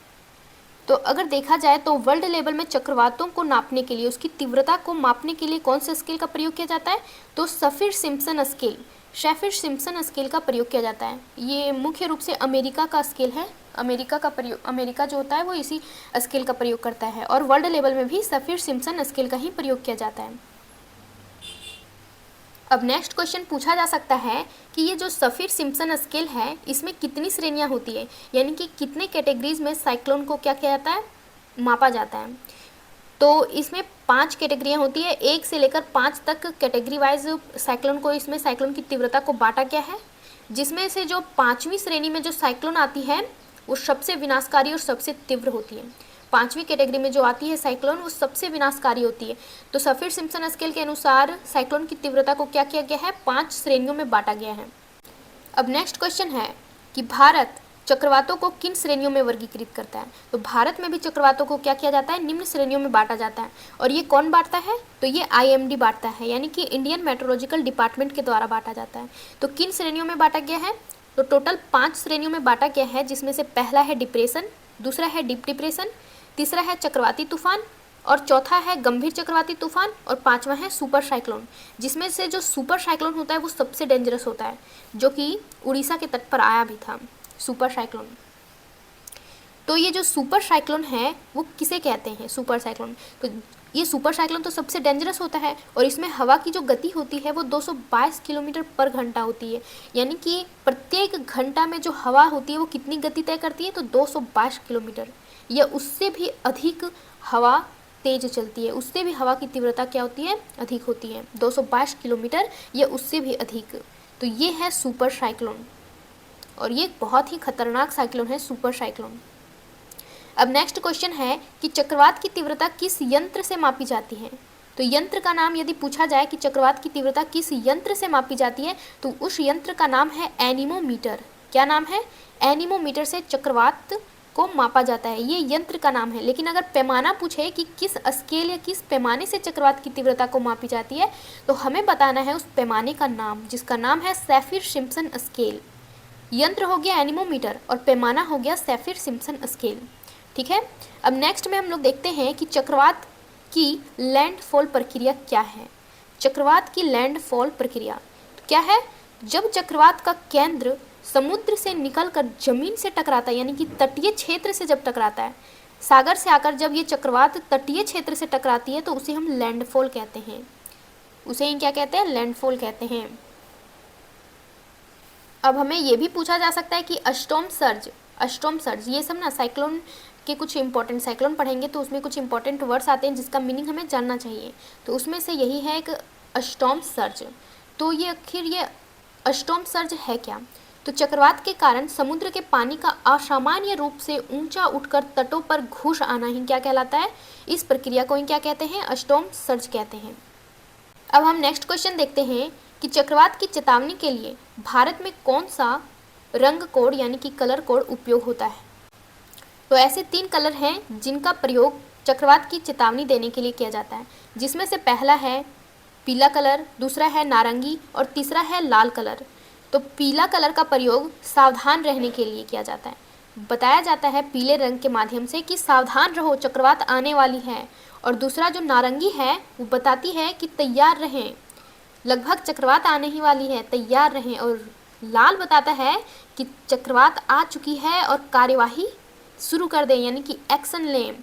अब नेक्स्ट क्वेश्चन देखते हैं कि हाल ही में भारत के पूर्वी या पश्चिमी तट से टकराने वाली किसी बड़े चक्रवात का नाम बताइए। तो हाल ही में जो चक्रवात आए हैं उनका भी नाम पूछा जा सकता है कि हाल ही में जो पश्चिमी तट या पूर्वी तट से कोई चक्रवात टकराई है उसका नाम बता दो। तो हम लोग कुछ एग्जाम्पल देते हैं, जैसे कि एक मोचा चक्रवात है, बीपर जो चक्रवात, या तो फिर रेमल चक्रवात। ये जो चक्रवातें हैं वो भारत के पूर्वी या तो फिर पश्चिमी तट से टकराई हैं। तो इन चक्रवातों में से किसी का भी नाम पूछा जा सकता है, तो हम बता सकते हैं मोचा, बिपरजॉय और रेमल, ये सारी जो है वो भारत की चक्रवात हैं। नेक्स्ट है चक्रवात यानी साइक्लोन की उत्पत्ति के मुख्य कारण क्या है? तो इसके जो मुख्य कारण हैं वो निम्नलिखित हैं। पहला, गर्म समुद्र। अगर समुद्र गर्म हो जाता है तो चक्रवात आता है। तो कितना गर्म होता है? तो समुद्र की सतह का तापमान यदि 26.5 डिग्री सेल्सियस से अधिक हो जाए तो वहाँ पे चक्रवात आता है। और कम दबाव का क्षेत्र, यदि समुद्र में कहीं कम दबाव, लो प्रेशर की एरिया बन गई, तब भी वहाँ क्या होती है? चक्रवात आती है। जैसे किसी क्षेत्र में हवा का गर्म होकर ऊपर उठना और निम्न वायु दाब, लो प्रेशर बनना, यह चक्रवात का कारण है। और तीसरा कारण है पृथ्वी का घूमना। तो पृथ्वी के घूमने के कारण भी क्या होती है? चक्रवात आती है। और ये पृथ्वी के घूमने के कारण क्या होती है? कोरियोलिस बल का उत्पन्न होता है। और ये कोरियोलिस बल के कारण हवाओं का क्या होता है? ये हवाएं जो होती है वो गोल घूमने लगती हैं। और जब हवाएं गोल गोल घूमने लगती है तो इससे क्या होती है? चक्रवात आता है। और अगर देखना है कि चक्रवात कैसे आती है तो ये यहाँ पर रेमल है। रेमल चक्रवात जो है ना, ये पूर्वी तट में आई हुई है। तो ये रेमल चक्रवात है जो भारत के पूर्वी तट पर आई थी, पश्चिम बंगाल में यहाँ पर प्रवेश कर रही है, कोलकाता से होते हुए गुवाहाटी, इम्फाल और बांग्लादेश और कोलकाता, इस एरिया में प्रवेश की थी। लगभग 26 मई को पूरा प्रवेश कर गई थी। तो चक्रवात इस तरह उठता है समुद्र से होते हुए ये तटीय क्षेत्रों तक जाता है। और जब ये तटीय क्षेत्रों तक जाता है तो ये प्रक्रिया क्या कहलाती है? लैंडफॉल। तो इस प्रकार हमारा मॉड्यूल फर्स्ट के सारे टॉपिक्स कवर हो गए। मॉड्यूल 1 के लगभग सभी टॉपिक्स, जो 5 टॉपिक थे, वो सभी हमने इस वीडियो में पूरा कर दिया है। अब नेक्स्ट वीडियो में हम नेक्स्ट मॉड्यूल यानी कि मॉड्यूल 2 के सारे टॉपिक्स को कवर करेंगे। तो बता देते हैं कि वाइवा से डरने की कोई ज़रूरत नहीं है। वाइवा के समय जो क्वेश्चन पूछा जाता है उस समय हमें डर डर के जवाब नहीं देना है, बस कंसेप्ट को क्लियर रखना है और कॉन्फिडेंस के साथ क्या करना है? आंसर देना है। बिल्कुल कॉन्फिडेंस को बना कर रखना है आंसर देते समय, ताकि गड़बड़ी ना हो। आप सबको मेरे तरफ से best of luck for your practical exam. Thank you.